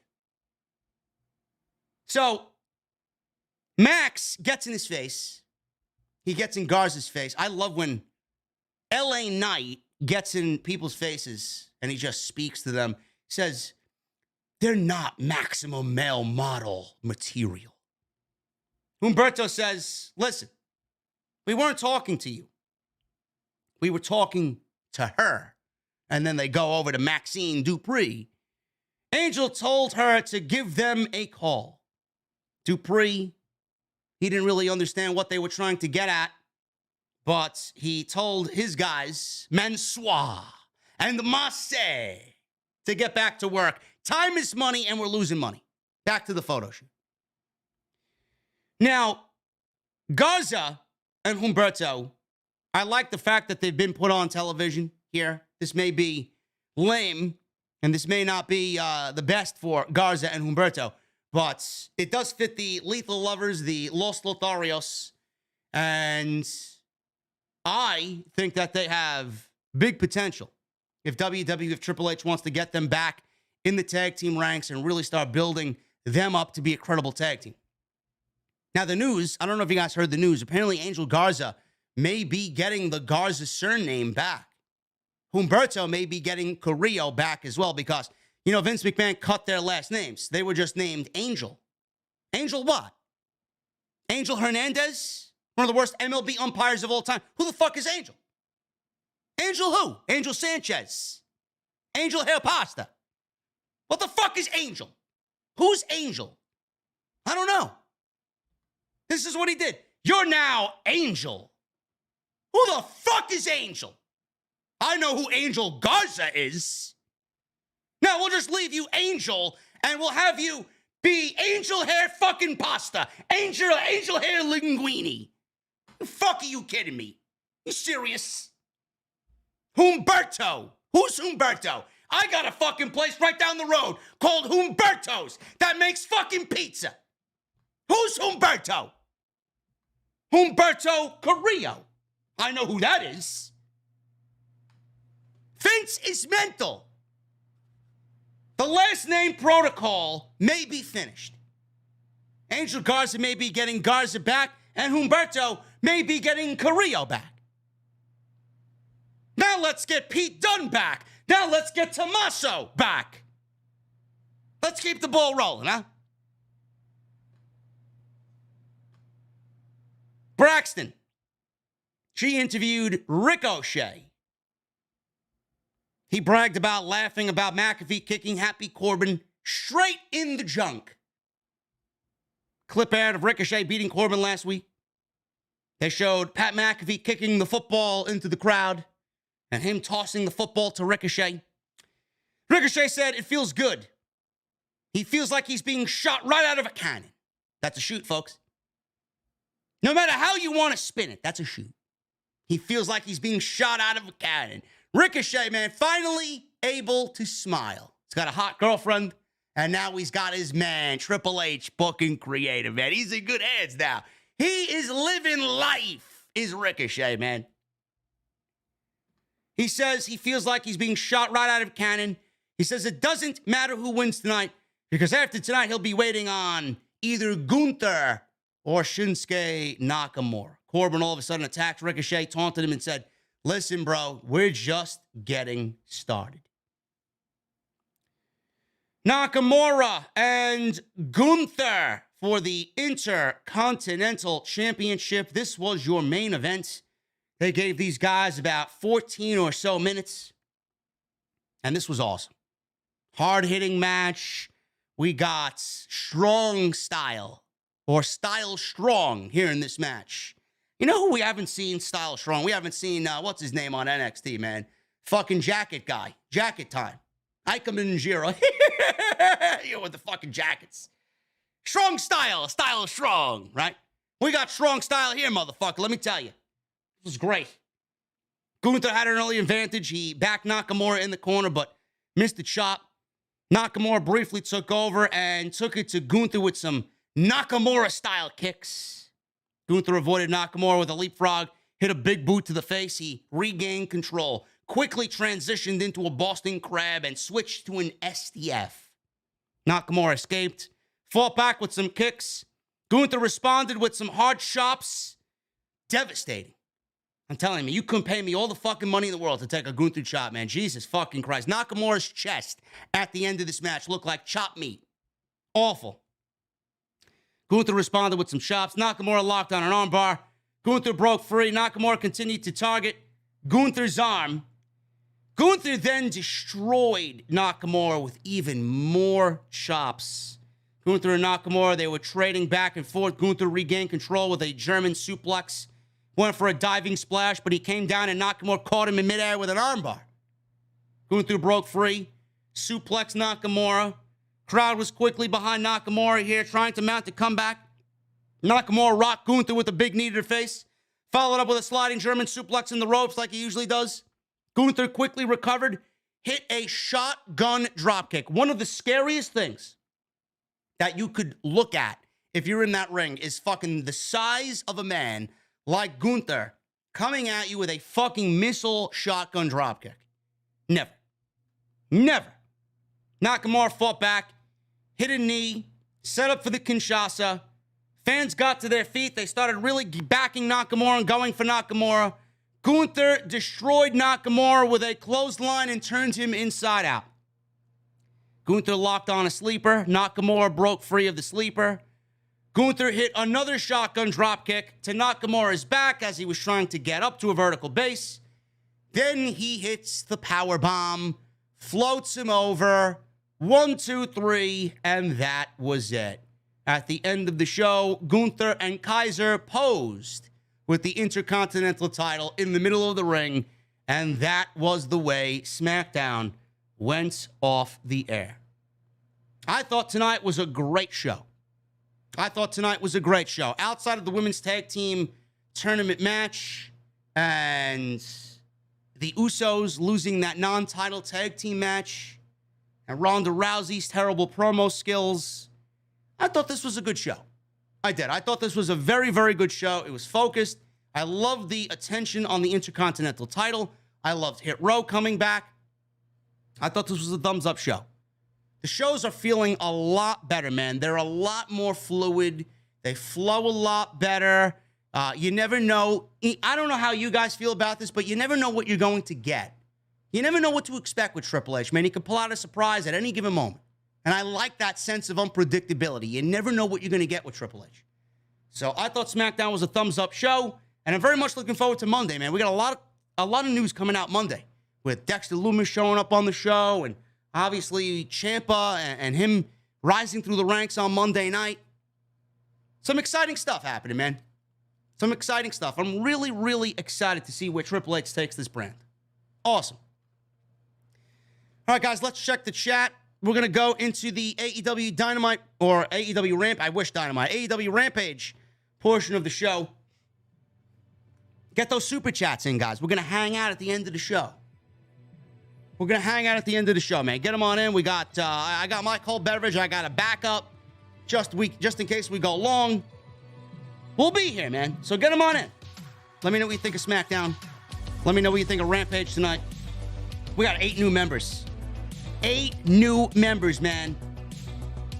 Let's try for over 10 members, man. Half off for the month of August. You guys are getting 5 new emotes in just the next few weeks.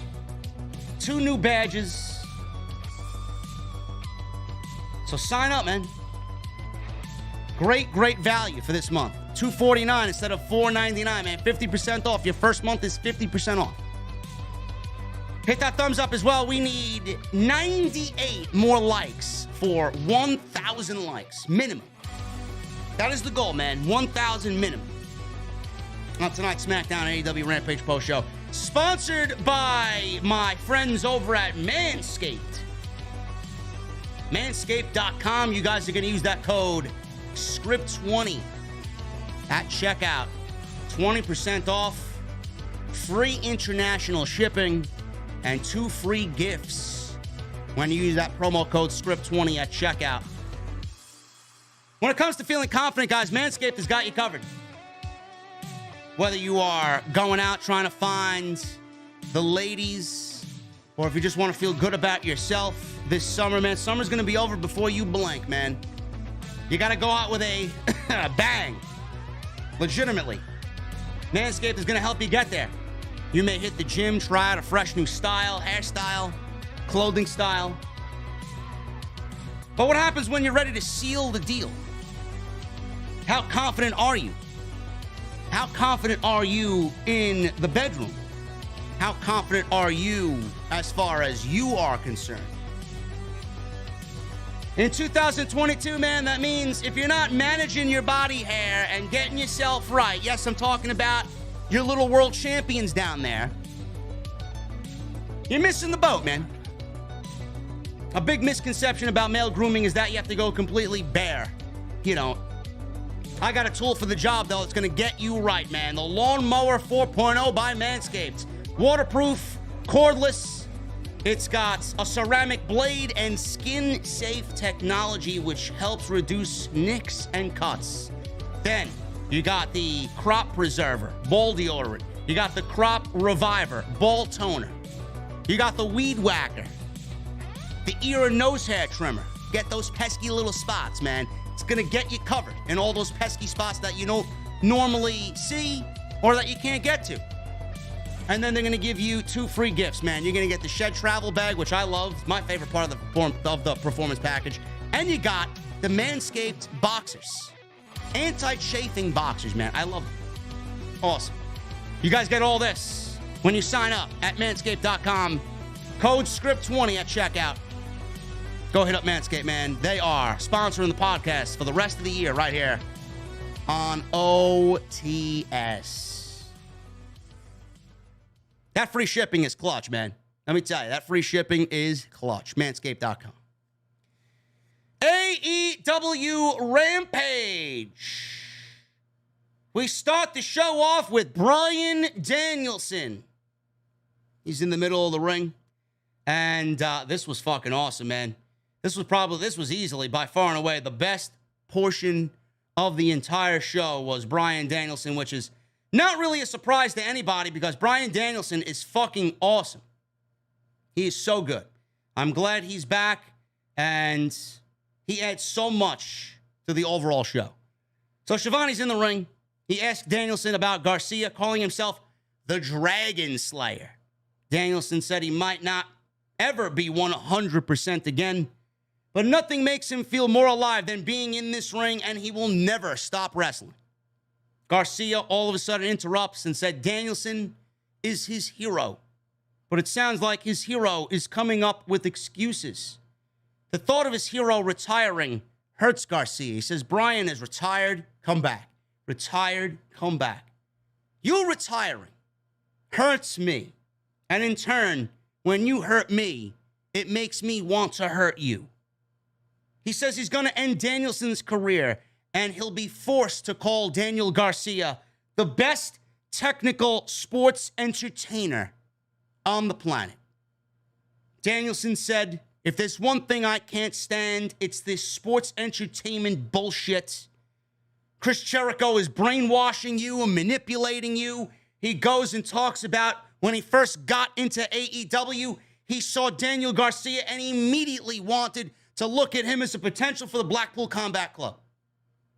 Looking at Daniel Garcia go 60 minutes in front of 200 people on the independent circuit, saying that Daniel Garcia was one of the best up-and-coming talents he's seen in decades. Danielson can't stand this sports entertainment garbage. He said he saw Garcia wrestle. Do you want to be the best technical sports entertainer in the world, or do you want to be the best technical wrestler in the world? This was a great fucking segment. Now, the rumor is, and you could see the inklings of it here, the rumor is that it will be Bryan Danielson and Chris Jericho at All Out, one-on-one. Don't know if there will be a stipulation involved with that. Don't really need to be. Doesn't need to be one. But Jericho versus Danielson at All Out is the right way to go about it. Because not only does Jericho do the sports entertainment shtick with the JAS, we have Danielson out here saying he can't stand it. Nobody in the Blackpool Combat Club can stand the sports entertainment bullshit. So if Jericho is doing the sports entertainment stuff and Danielson can't stand it, he might as well just go and kill the head off the snake. And that is Chris Jericho. Plus, we already got a built-in feud here with Danielson being out for months because of what Jericho and Jake Hager did to Danielson at Anarchy in the Arena. So, this is going to be the match. Jericho and Danielson at All Out. And you know what? They're going to fucking kill it. When you want to look at MVPs for AEW in 2022, there's a couple of names on that list. Daniel Garcia is on that list. He's not at the top, but he's on the list. Jon Moxley's probably number one to me. You're going to look at a guy like, Danielson always. You're going to look at somebody like Swerve and Keith Lee this year. They came a long way. You're going to look at a guy like Dax Harwood. Dax Harwood. he has been having, him and Cash, I can't leave Cash out. Dax, I said this at the scrum when I asked him, what do you think about the online chatter about you being Pro Wrestler of the Year? They loved it. Cash was like, he is Pro Wrestler of the Year. I'm like, I know. I'll put my ballot in, my vote in for Dax Harwood. But MVPs, Mox, Dax, you got to include Jericho. You got to include Jericho. Jericho has transformed his body this year. He looks fucking incredible. Go look at his Instagram. Look at him now compared to when he was Lionheart Chris Jericho 25 years ago, 30 years ago. Look. He looks fucking incredible. Jericho has had some of the best matches in all of his AEW tenure this year.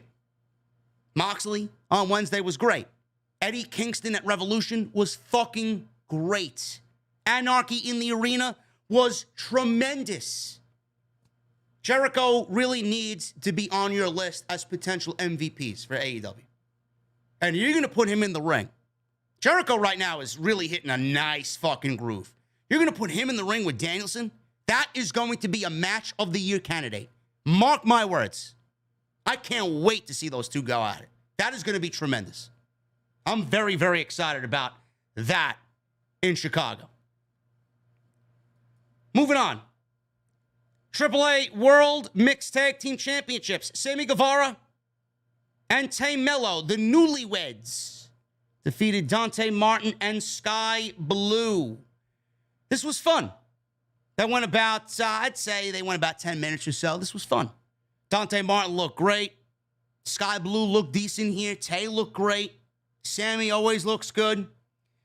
So it was basic, mixed tag team rules. The ladies are in, the men got to tag out. The men are in, the ladies got to tag out, so on and so forth. We did get some ladies on men's action in here for a little bit. There was a nice Hurricane Rana there by Skye Blue, I believe, on Sammy. That looked good. So the two pairings went at each other, and they were going at it fast and furious. Things kind of settled down a little bit. Tay protected Sammy from an attack by Dante. This led to the two women tagging in. Skye came in with a diving crossbody. They traded slaps back and forth. I think Skye Blue slapped the shit out of Tay Conti at one point. So Skye fought out, and Tay had control of Skye. Tay was in control. Skye fought out. Returned fire with some kicks. Sammy tripped her up, allowing Tay to take control. So Skye finally reached Dante for a hot tag. Series of drop kicks allowed Dante to land a big suicide dive on Sammy. Tay grabbed Dante's boot again on the outside, but Dante launched off of Tay's back to hit a destroyer for a near fall. The two women took the two men out, and Skye Blue Hurricane Ron Sammy down, and Tay took it to Dante Martin. Tay saw an opening on Skye Blue and hit the Tay KO for the 1-2-3, and they retained the AAA Mixed Tag Team Championship. It's fun. This was a fun match. Doesn't really mean much of anything in the grand scheme of things, but a fun match it was, and Sammy and Tay Melo win and retain the titles. The Lucha Brothers, Alex Abrahantes, they cut a video promo. Penta said they weren't done with Andrade El Idolo and Rush. But in the meantime, Death Triangle will become the first ever AEW Trios World Champions. Their match with the United Empire, Will Ospreay and Aussie Open, was announced for the August 24th episode of Dynamite. That is going to be awesome. And that show is in Cleveland, where I'm hearing, I don't know where he's going to show up, but Johnny Gargano could show up anywhere, man. They're in Cleveland. AEW is in Cleveland on the 24th. We may see Johnny Gargano show up for AEW, but I do think he's on his way back to WWE. But the possibility is there. Parker Boudreaux with Slim J. They are the Trust Busters. He defeated Sonny Kiss in what was, thankfully, a squash match. Boudreaux immediately flattened Sonny with a lariat and a tackle. Sonny tried to mount whatever offense, if you can call it offense. He tried to mount some offense, was immediately cut off. Big back suplex by Boudreaux. Squash win. That was it. Good. Good. The less of Sonny Kiss I have to see on my television, the better. Goodbye. We got Andrade El Idolo and Rush backstage. They're with Private Party. Andrade said they would win the AEW World Trios Championships, and Cassidy got in his face. He says, listen, we're going to win the Trios Championships. We don't need you. Excalibur said Private Party was going to get the tag team titles, and they were going for a tag team title opportunity, but I don't know why they're getting a tag team title match.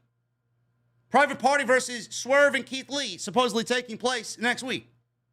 But they're not even ranked in the top 5. So I don't know what's going on there. But Andrade, Rush, and Dragon Lee, sign me up for whatever they got cooking up. Gunn Club. Austin Gunn and Colton Gunn with Billy Gunn. Lots of guns. They defeated Beardhausen, Erick Redbeard, and Danhausen. This was fun for while it was, for how long it lasted. I mean, it's like a dark fucking show. It's like a dark elevation. No wonder people don't watch Rampage, man. When you give shit like this, nobody's going to watch. You ain't giving people a reason to watch this, especially in the middle of the summertime when I could be out fucking having a cold beverage. Fuck's going to be home. I'm home. Because this is what I do. This is my job. Nobody's going to be home watching this shit. Nobody's going to be home waiting to watch Sonny Kiss wrestle on a Friday night. I'm sorry. Beardhausen was fending off attacks here by the Guns. He tagged in Danhausen. He went for a curse. It's cut off by Colton. After a commercial, Beardhausen, Redbeard, got the tag, ran wild on the Gun Club. He took them out and flattened them with a running crossbody. Back inside, Redbeard hit a slingshot senton and a spinning heel kick for 2.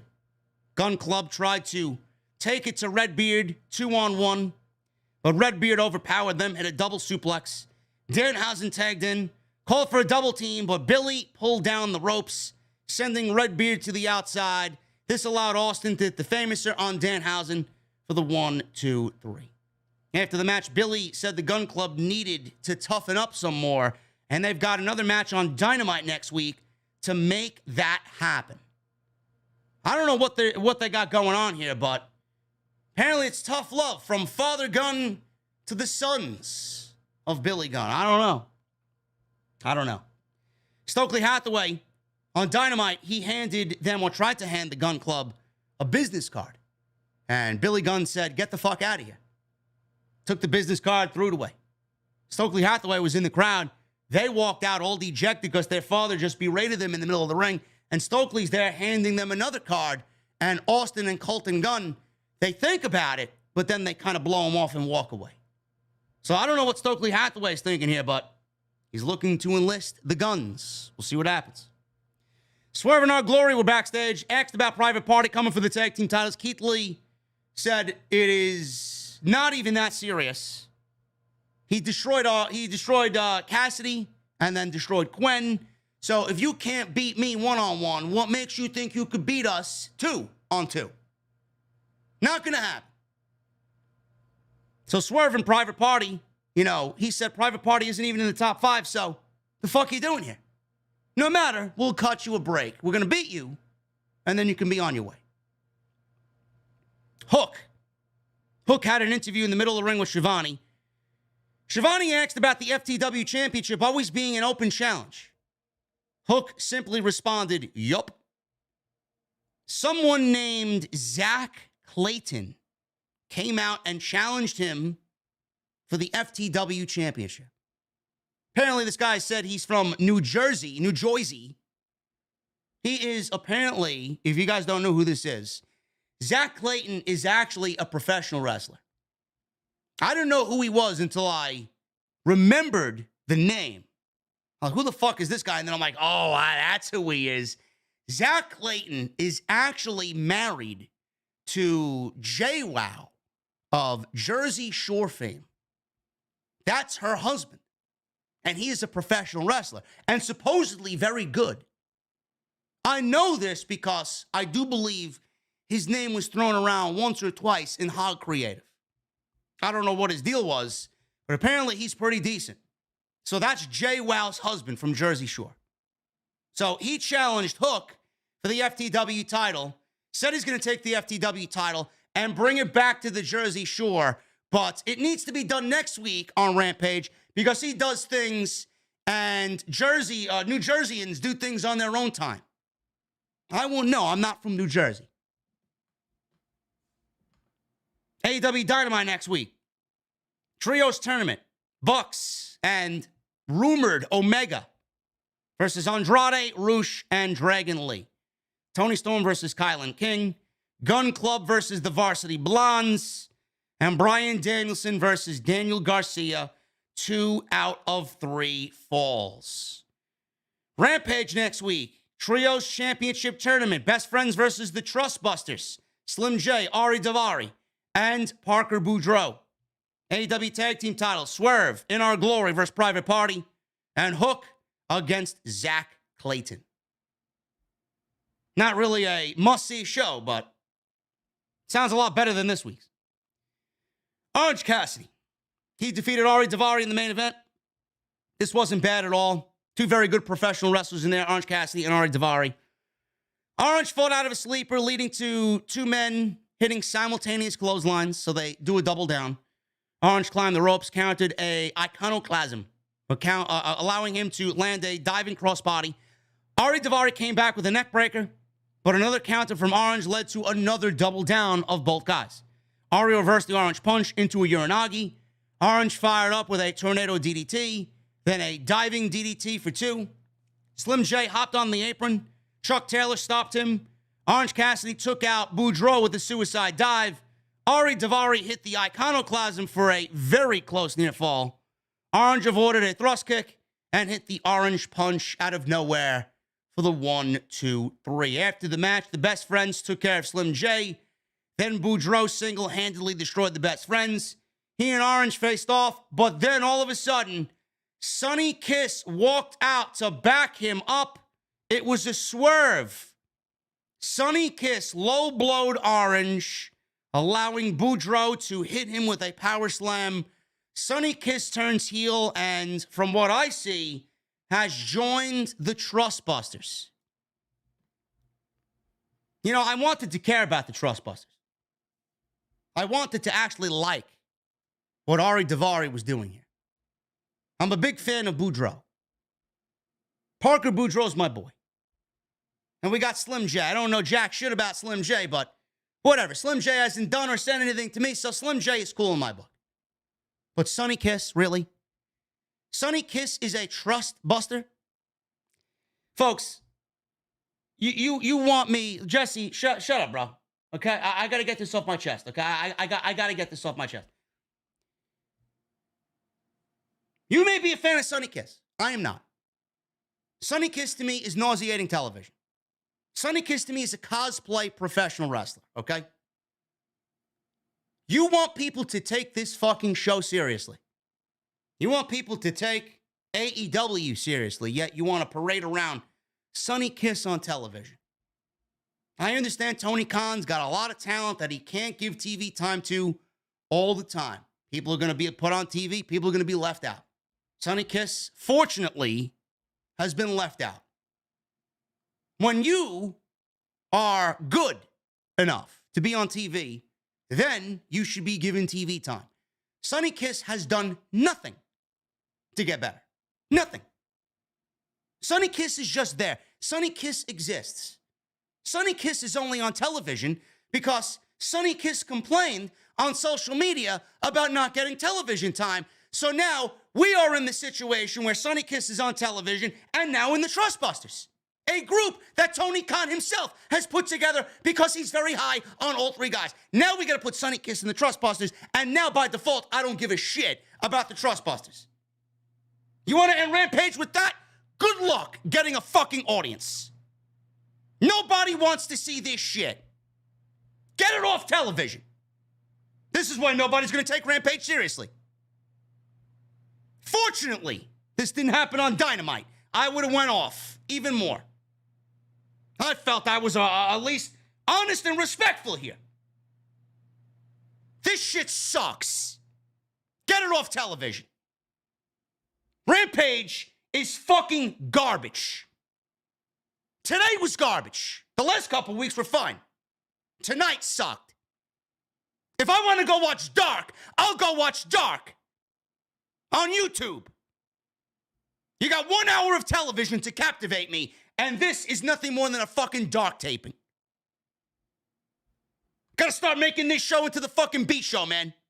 I'm never gonna take this show seriously until it is AEW's SmackDown. At 2 hours, live, on a Thursday night. Or a Tuesday night. Fucking shit. Sonny Kiss is fucking garbage. I don't know why Sonny Kiss is on my television. Go and complain on social media. Go ahead. Got this fucking team in the trios tournament, and now we got Sonny Kiss potentially showing up on fucking Dynamite. Yeah, what a way to turn people off. Ladies and gentlemen, we're going to get into the super chats. Listen, I'm sorry, man. I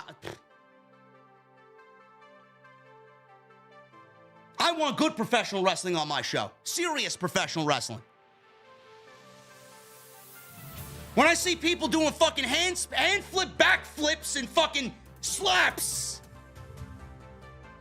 Come on, man. Get this shit off my fucking television.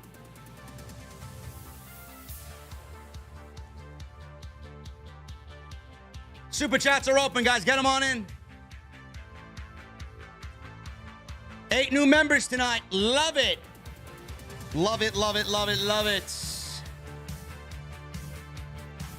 Follow me on social media at JDfromNY206. It's Twitter, Instagram, TikTok, Cameo. Hit that subscribe button down below. Turn on the bell for all notifications. 20 likes for 1,000. 20 likes for 1,000. Now you go check out Manscaped, man. Manscaped.com, code SCRIPT20 at checkout for 20% off and free international shipping. Joseph Taylor with $2 Super Chat. $0 is back on my television. Bottom dollar is back on SmackDown. Michelle Moran. $2 Super Chat. Out of spite, Cross may help Drew win at Cardiff. You know, Michelle, I could actually see that. I could actually see that happen. Not a bad call, Michelle. Not a bad call at all. Good stuff. Neil Greenwall with a $49.99 Super Chat. I've been with you for 8 years and finally a member.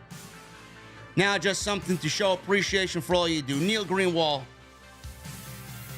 Cheers to you, brother. Thank you, man. Casket Mob with a $19.99 Super Chat. Much love, JD. I can never fully stay up for the streams due to work and pro wrestling training. Just wanted to leave a couple of bucks. Looking forward to tuning in tomorrow morning. Stay blessed. OTS LTB for life. Thank you, Casket Mob. Good luck with that wrestling training, brother. Marcus Edwards. Thank you for the new membership, bro. DRP Live with a 6-month membership. Better movie, Heat or Casino? Bro, I'm going Casino all day long. Casino is one of my favorite movies of all time.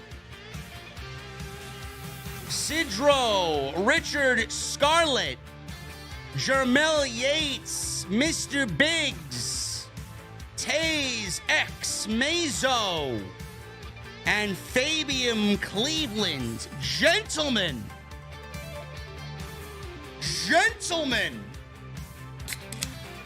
what are we drinking tonight? Thank you guys very much, man. Thank you. Appreciate you very much, man. Get those memberships in. New emotes and badges coming, and it's 50% off this month.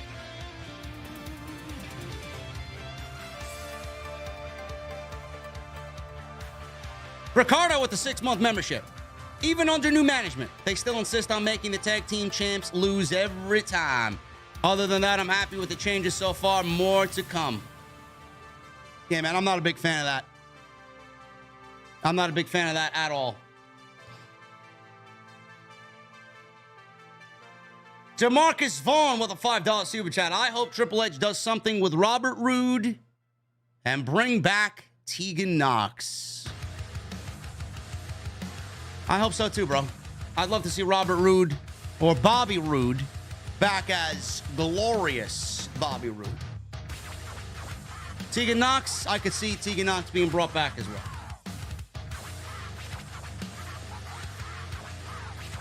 Why do I use a koozie for my beer? Because it keeps the beer cold.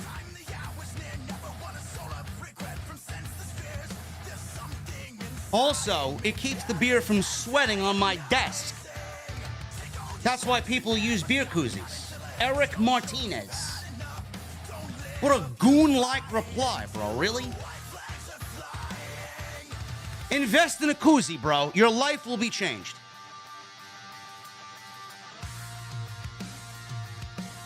Michael Sanchez with a $9.99 super chat. Excited for the tag team division. Not sure if you'd agree, but I definitely want to see them bring back Enzo. Yeah, absolutely. I mentioned this the other day. They will bring so much hype to the tag team division. Absolutely.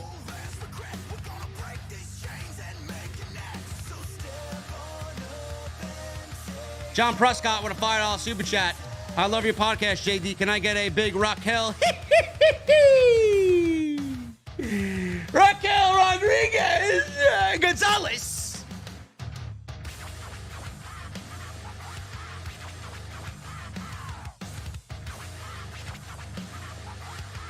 When you got Jesse agreeing with me, man, you know you fucked up.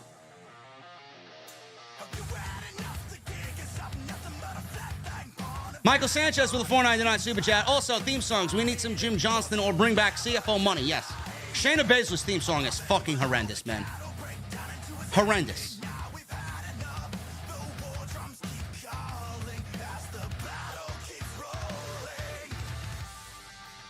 Eric, you don't need to be a alcoholic, bro. You don't need to be a drinker of alcohol to enjoy a beer koozie, bro. I'm sure you drink soda or something out of a can. Could be orange juice, soda, seltzer.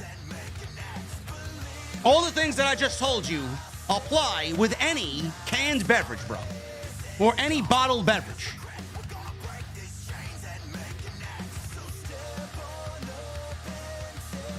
Jimmy Fingers 519. Jimmy Fingers 19 with a 519 super chat. I see you, bro. Am I missing something with the Gunn Club? I don't get their push. I'm still scratching my head seeing them go over Danhausen and Redbeard. Bro, it's not that complicated, bro. It's Billy Gunn. Billy Gunn is a producer. Billy Gunn is an agent. So, of course, he's going to get his sons on television, and then his son's in a prominent role.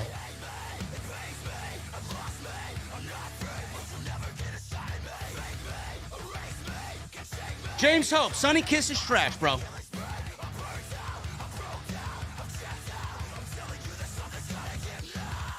All elite wrestling. There's nothing elite about Sonny Kiss. I'm sorry. You want to criticize me for that? Goodbye. Get out.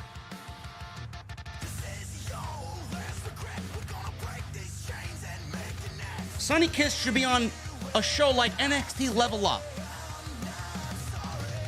He fit perfect in fucking NXT. With the colors and the fucking cringe atmosphere. Go over there. Nobody watches that shit. Go over there.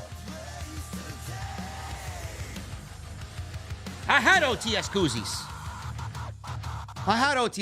Man. I ran through all of them.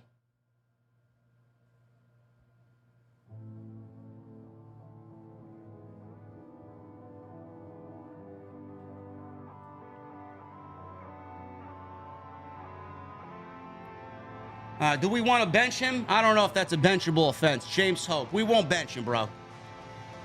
Why am I hating on... Sonny Kiss is a terrible pro wrestler, bro. Okay?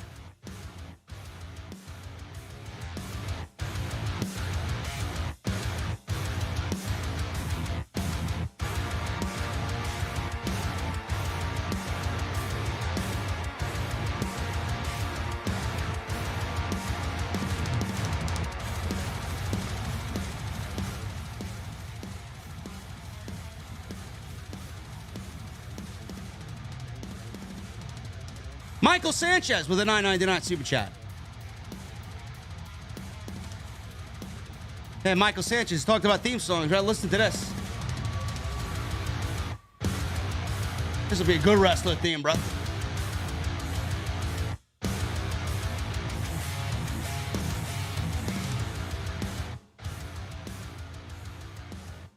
Michael Sanchez, I would really like it if the Usos, KO and Seth Rollins, would stop using finishes used by legends. Not saying that they don't have their own identity, but I feel like those moves should be exclusive to legends.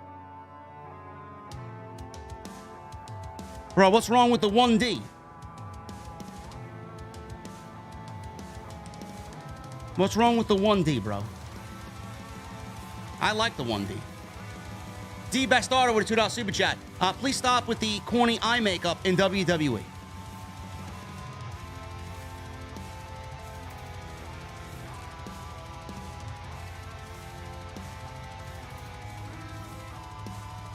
Who wears eye makeup, Bastardo?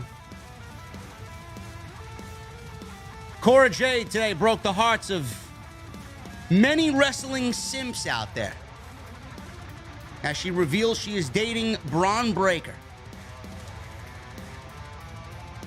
Braun Breaker went heel overnight, thanks to Cora Jade.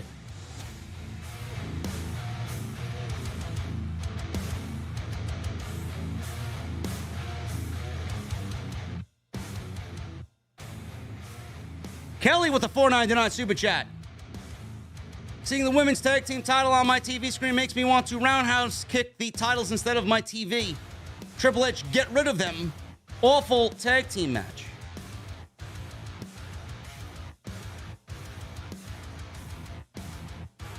Yeah, Kelly, the tag team match tonight on SmackDown was not good at all. Bainbridge Omega with a $2 super chat. Sonny Kiss should go to GCW, not AEW. Go to the Outlaw Mud show, bro. Get off my TV. Madcap is dating Emelina. Yes. Tenille Dashwood. Lucky him, man. Furious Nation with a $5 super chat. What's up, JD? Parker Boudreaux really impressed me tonight. Also, Sonny Kiss is trash. Parker Boudreaux, man, you know, he's still learning.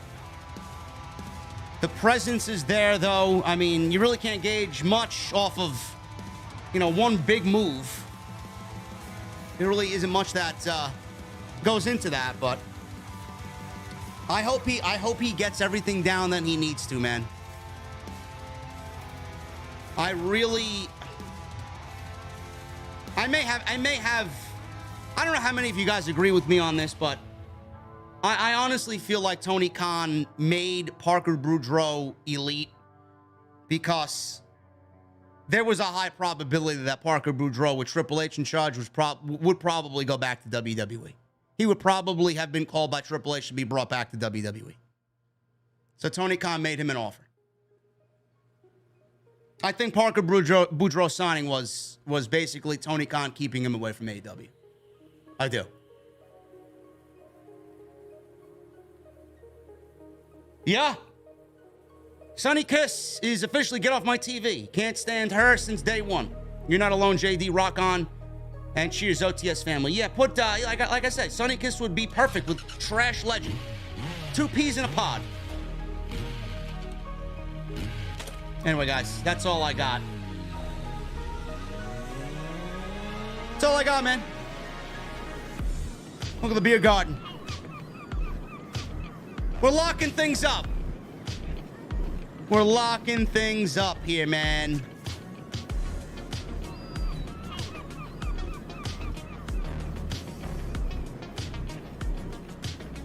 Yeah, man. We're about to get out of here. Anyway, guys, I appreciate you hanging out tonight. Probably taking the day off tomorrow, man. Taking my cat to the vet tomorrow. A little nervous about that. Taking my old lady Bacardi to the vet tomorrow. So I may not be uploading tomorrow. Sunday, though, we'll be live. Sunday will be live. Episode 440. Got a lot to talk about, including a major Bray Wyatt story. We're going to go over again in detail what Fightful had reported about Bray Wyatt. But what a great week, guys. What a great week. SmackDown was good tonight. Dynamite was good. Raw was good. Another week, man. Another good week of wrestling. Follow me on social media at JDfromNY206. That's Twitter, Instagram, TikTok, and Cameo. Hit that subscribe button down below. Turn on the bell for notifications. Continue to hit the channel member join button. Hit that thumbs up. Manscaped.com it's Manscaped.com code script 20 at checkout. 20% off, free shipping, free gifts. And next time you guys will see me is live on Sunday night, episode 440 of the podcast. Channel members only, man. VIP chat. So get them on it, man. Anyway, guys, I need that music. Actually, I need the guitar emojis first before I do anything with the music. I need those guitar emojis in the chat right now. VIPs, I need those Mustangs, and I need that music on max. Guys, I'll see you live on Sunday night for episode 440 of Off the Script. I'll see you guys later.